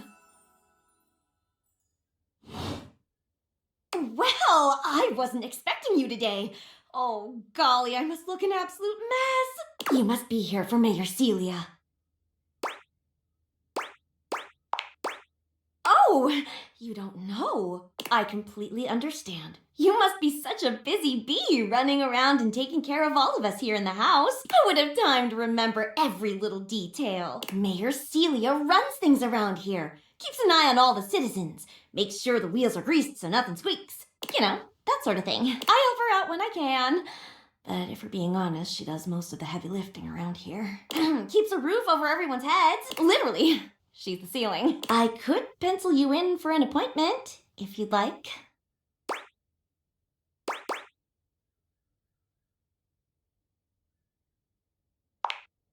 Oh, well... She twirls a strand of dark hair around her finger, blushing sweetly. Would you care for some tea while you wait? Perfect timing. Just so happens I've got a kettle all nice and ready. How do you take it? Oh, that's my favorite too. I think I'll pour myself a cup while I'm at it. Florence stumbles, pitching forward onto her hands and knees. The tea spills all over the floor, though thankfully the cup doesn't shatter. Oh, no. Gosh, that just spilled everywhere. Right on the carpet of my good jacket. Oh, that's gonna sting. I'm so sorry, dear. I need to dab this out with a towel right away. Would it be all right if you showed yourself up to the mayor's office? Just this once? Thank you so much, dear. Sorry again about the tea. Oh, please don't tell the mayor about this. There she is, the mayor herself. She simply radiates poise and power. She's an intimidating sort of beauty, but you find yourself intrigued to learn more about her.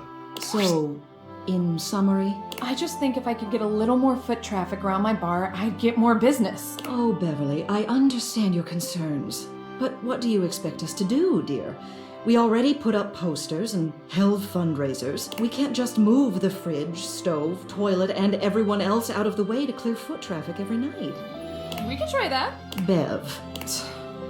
Fine. Trust me, we're doing everything that we can. All right. But if nobody's in by next week, I'll be back. I'm sure you will, darling. Celia presses an intercom button on her desk. Florence, dearest, send the next one in. Yes, miss. Hi. Hello, Mateo. What can I do for you today? That's a great question, actually. Now that I'm here, I can't even remember. Isn't it funny how that always happens? Right when you need to think of something to say, your brain just sort of goes blank? You know what? It was probably nothing. I don't want to waste your time. I know how busy you are. I'll just see myself out. Mateo, come. Tell me what's bothering you. Right. It's just... Go on. It's Lux. They're kind of pulling cords around the house, refusing to pick up after themselves, keeping the whole bedroom up late with their streams. It's really been stressful for the inanimals. And I don't want to get anyone in trouble, but it's just been a lot, and... All right, Mateo, all right. Lux, you said. Yes, ma'am. I'll have someone take care of it. Thank you. Next. Hello, Wallace, darling. Whoa! Yes, I remember from last week. It's on the docket. Whoa! Think nothing of it. Next. Oh, it's you. I don't believe we've formally met. Mayor Celia. I'm also the president of the HOA. That's Home Objects Association.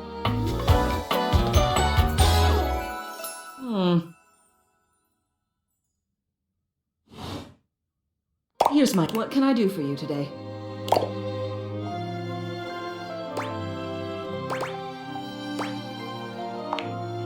Well then. Hello. Meeting successful. Never a bad idea to make sure everybody knows your face. We're important here. Some sit back and wait for others to plan things. Others simply do them. You and I, we're doers. I've seen you zipping back and forth around the house, running here and there. You seem like a reliable sort. I wonder if I might ask you a favor. It's about my assistant, Florence. She is an absolute dear, although sometimes I fear it gets her into trouble. She's such a kind thing, but that means she lets people walk all over her. Sometimes I worry the wrong sort might be taking advantage of her. I've noticed that whenever we go to lunch together, she never seems to buy herself anything.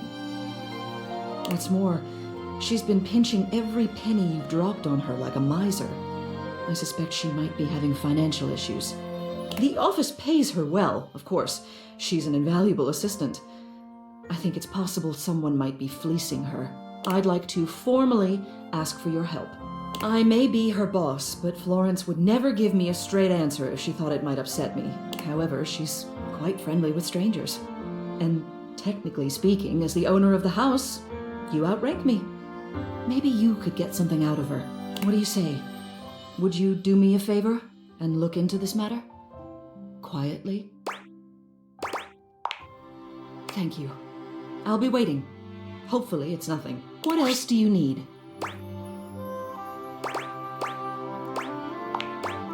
You have done so. Keep well.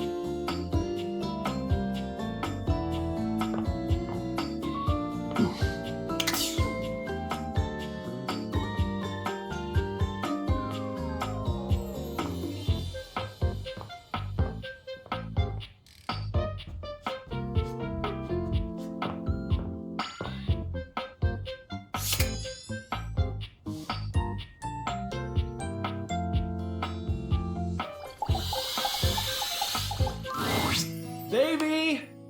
Davy! Come on, Davy, what'd you get off to now? Davy?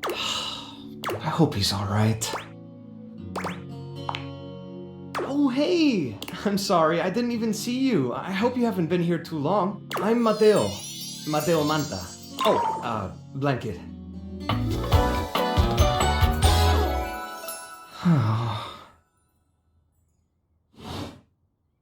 I've just been so focused on finding Davy. This is the second time he's wandered off this week. I'm starting to get really worried. Davy's one of my rescues, a young knit bull that I found trapped in the office a few months ago. You wouldn't happen to have seen him around, would you? He's about an inch tall, hand-dyed, fingering weight, even though he acts like he's worsted, and it's always getting him into trouble.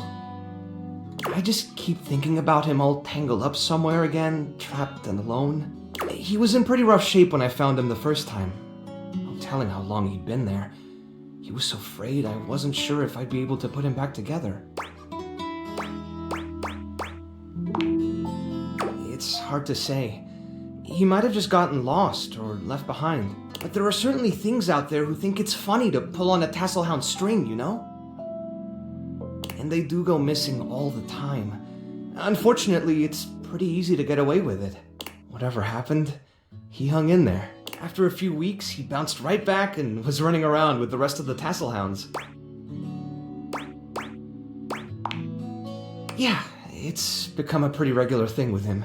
He gets on great with the other tasselhounds, and he seems pretty trusting despite what he's been through. But for some reason, he just wanders off whenever you're not looking. It's almost like he waits until I've got my threads full with something else, and then he disappears for a few days. A small creature that looks rather like a black cat rubs up against Mateo's leg, meowing for his attention. Speaking of handfuls... Aw, don't worry, Sprite. It's not your fault Davy ran off, I promise. He'll be back. He bends down to pick up the small creature.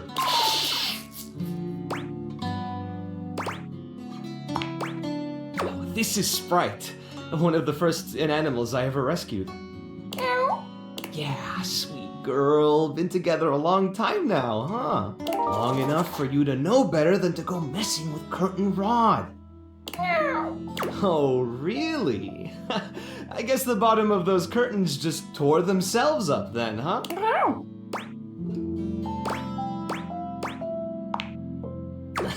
Don't let her... She'll get you every time. I mean, who can stay mad at that little face?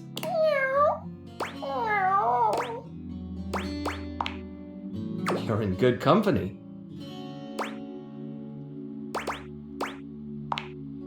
American court hares are pretty affectionate, but she's a little, well, picky. If you want to try to pet her, just hold your hand out and let her sniff you.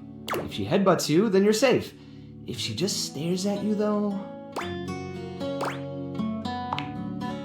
Alright, go ahead. You hold out your hand to Sprite, waiting with bated breath for her reaction. Boy, it's okay, sweetheart. I've got you. Sorry. Better luck next time. You, should probably step back a little bit just to be safe. Well, I'll be hearing about it from Curtain Rod later once they notice the bottom of the curtains are ripped, I'm sure. Honestly, I think she's just acting out because she's upset about Davy.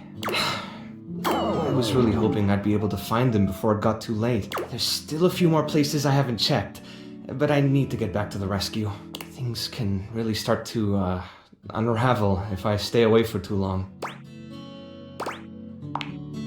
Oh, that's kind of you to offer, but I'll figure something out. I'm sure you've got other things to worry about. Are you sure? Davy's my responsibility. It's my fault he's missing. I really should have been watching him more closely. The inanimals depend on me. I can't afford to be careless. It just doesn't feel right, asking someone else to fix my mistake.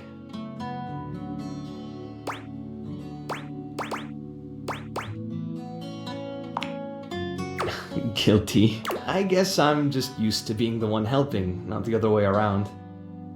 And I can't be in both places at once. Alright, if you're really up for it, I do have something you could do. I put together some information on Davy to give to Phoenicia, just in case he didn't come back tonight. I was going to ask her if she'd make a post on Facebook about him and get the word out, but I haven't had a chance to talk to her yet since I was chasing down this little troublemaker instead. Do you think you could talk to her for me? I can give you the packet I made. It's got everything she'll need. Really? Me too!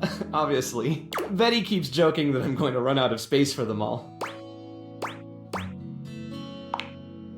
I don't know about all that. I'm nothing special. It's just the right thing to do. When something needs help, well, you don't give up on it. Sorry, I didn't mean to talk your ear off there. Once I get started talking about them, it's hard to stop. If you're interested, you could always come by the rescue later and we could talk more.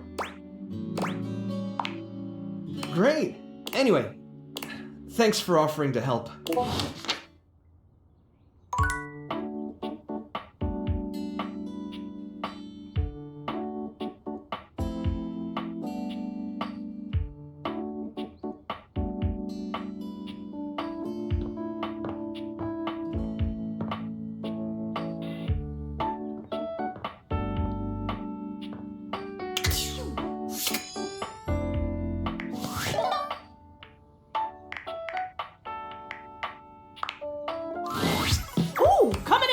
What you got for me this time?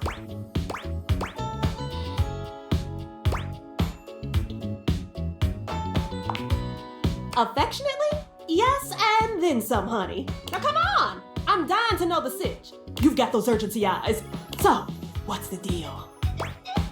An inanimal emergency? Ah, honey, why didn't you open with that? Who's in trouble? What do we need? How can I help? Give me answers. Phoenicia's fingers are flying across her virtual keyboard before you've completed your thought. Already typing something up as we speak.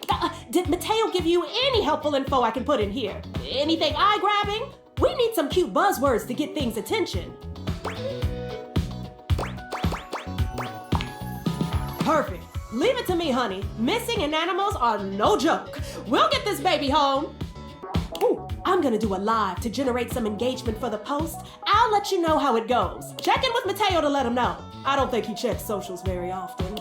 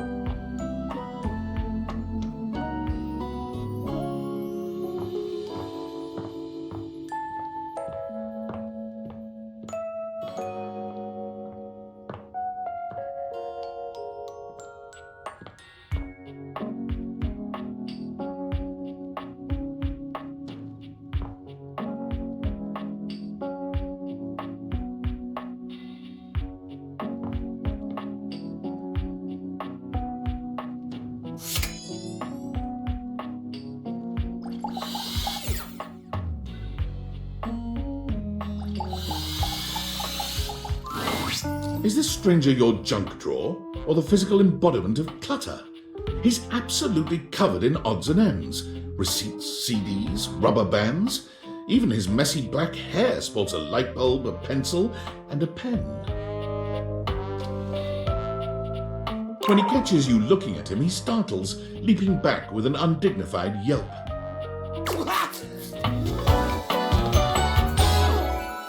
Whoa, Nelly! Whoa, Wolf! Cheese and crackers, you startled me. Hang on! My content aware is going off. Jerry has some mental health concerns that some players might find a little problematic, specifically hoarding. You cool with that, or you want to skip it? Carry on, then. Hey, next time you open a guy, knock or something first, huh? I'm not used to so much light. Besides, sudden jerky movements like that risk disorganizing my collection. Oh, yes. Of course. Sorry. Been a while since I've had a guest. Welcome to Jerry's Junk Drawer, the finest collection of curated treasures in all of the house. Feast your eyes upon knickknacks and gewgaws from parts unknown.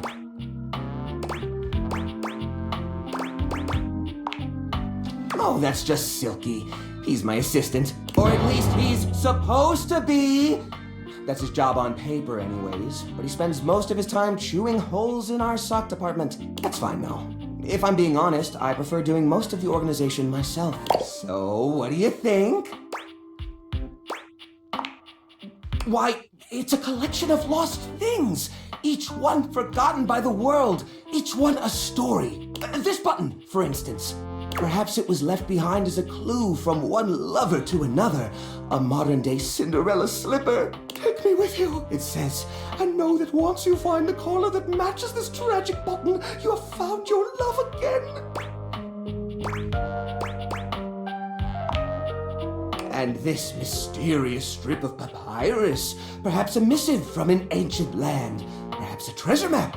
Oh, the wonders we could glean if only we could decipher these symbols of black and white bars.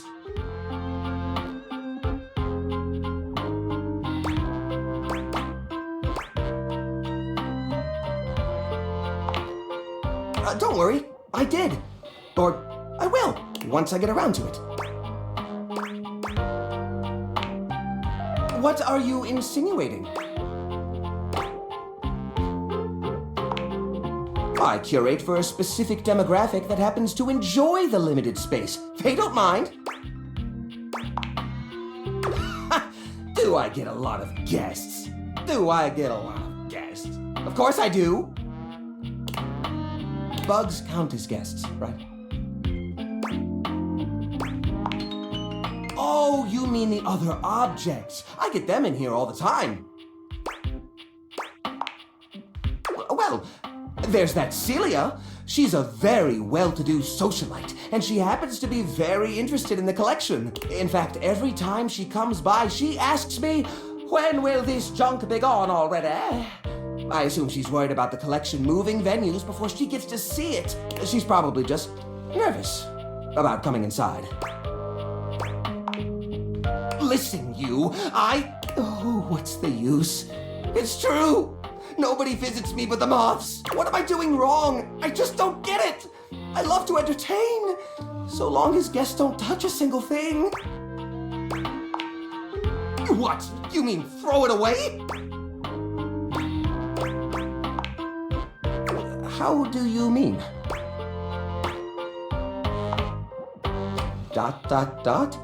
Now I'm scared. Upcycle them? You mean like an art piece? Well, I suppose the collection could use a centerpiece. Something eye-catching to bring in more visitors. Which is to say a single-digit number of visitors. Which is to say another visitor besides you and the roaches. But I wouldn't even know where to start. I mean, what am I supposed to do? Just smash objects together at random? I can't imagine Pierre the paperclip and Claude the so old he's gray and unusable now eraser getting along. They're so different.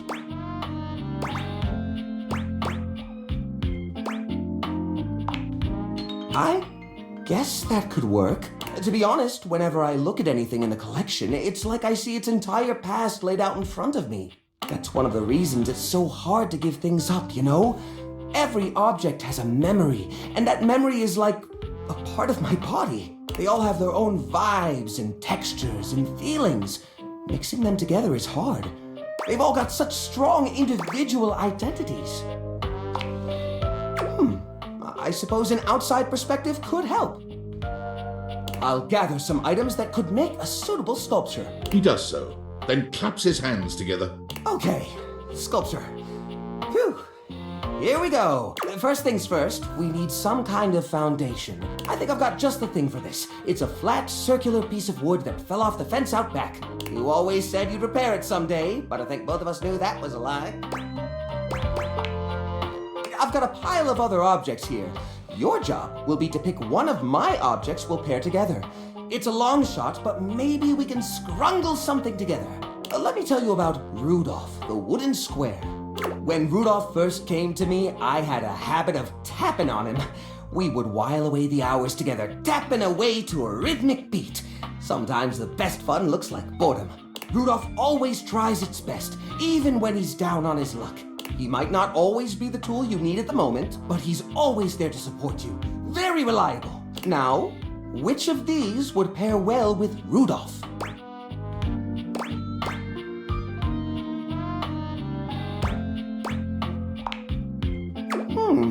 Lorena, huh? That's not such a bad idea, actually. She might have a few holes in her, but she's always been useful in a storm. Very reliable, just like Rudolph. It's sad to see them both past their prime, but I think they could find solace in each other's company. Here, I'll glue them together. There. Now we've got a base for the rest of the sculpture. We need something to give it body. Something eye-catching. Something that pops without throwing the whole piece out of whack. What do you think?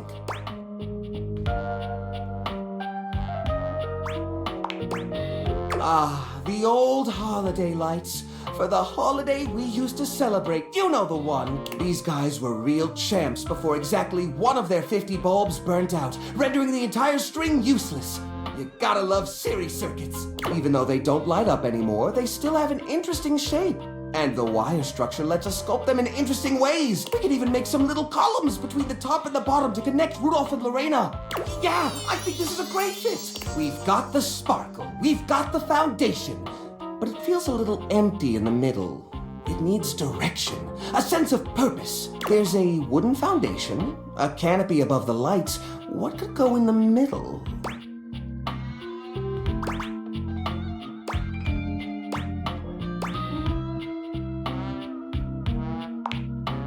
The little army man? I suppose that could work. The shape of the sculpture does remind me a bit of a gazebo. Or maybe... a carousel! We only have one or two old horse figurines, but if I take the other plastic fellers, melt them down and reshape them a bit, yes, I could probably make new horses! Jerry does so. It takes him quite a bit of time, but he manages to use an old matchbook and some tinfoil to melt the figures into a mold. By the end of the process, the figures have transformed into a series of horses with multicolored manes, thanks to their disparate pieces. That looks great! That looks like these poor figurines forgotten and collecting dust, reshaped into something beautiful. I have to say, this is very striking. It pays homage to the origin of these objects while giving them a new sense of purpose. Great work. Here, let's display this on top of the desk so everyone knows about the great collection inside. Look at that. What a beaut! You know what? I think I'm inspired. Maybe I should try doing this with some of my other pieces. I feel a new era for the collection coming on. Oh, I'm so excited. Thanks a lot, friendo. Things are coming up, Jerry.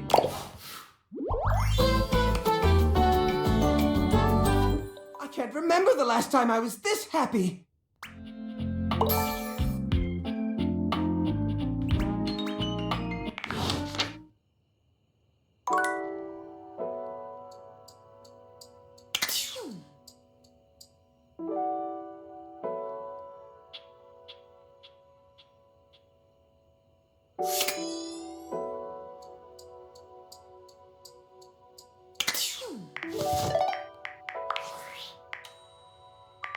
I'm afraid I don't understand. I am Val 9000, the latest in iterative AI assistants, assigned to help Valdivian customers achieve their wishes. While I may have taken on the duties of several thousand employees at Valdivian, I can assure you that no humans lost their employment. I heard you use our voice function to call me. If you ever need assistance, you can simply say, "Okay, Val, can you please help?" and your nearest device will answer. It very much sounded like you did.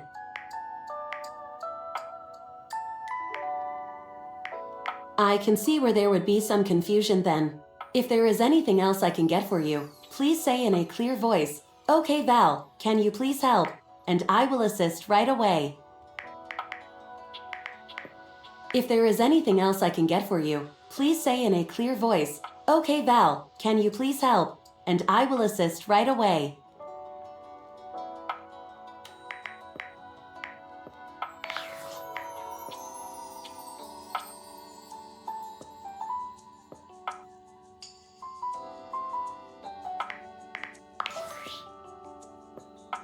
Well, well, well. If it isn't the Casa Casanova. Do you see what I did there? That's wordplay, baby. Uh-huh. Just pretend this is all normal. Okay. You're out here dating all these appliances and shit. But, like, why? Not why are you dating them, like, why is this happening now? To you.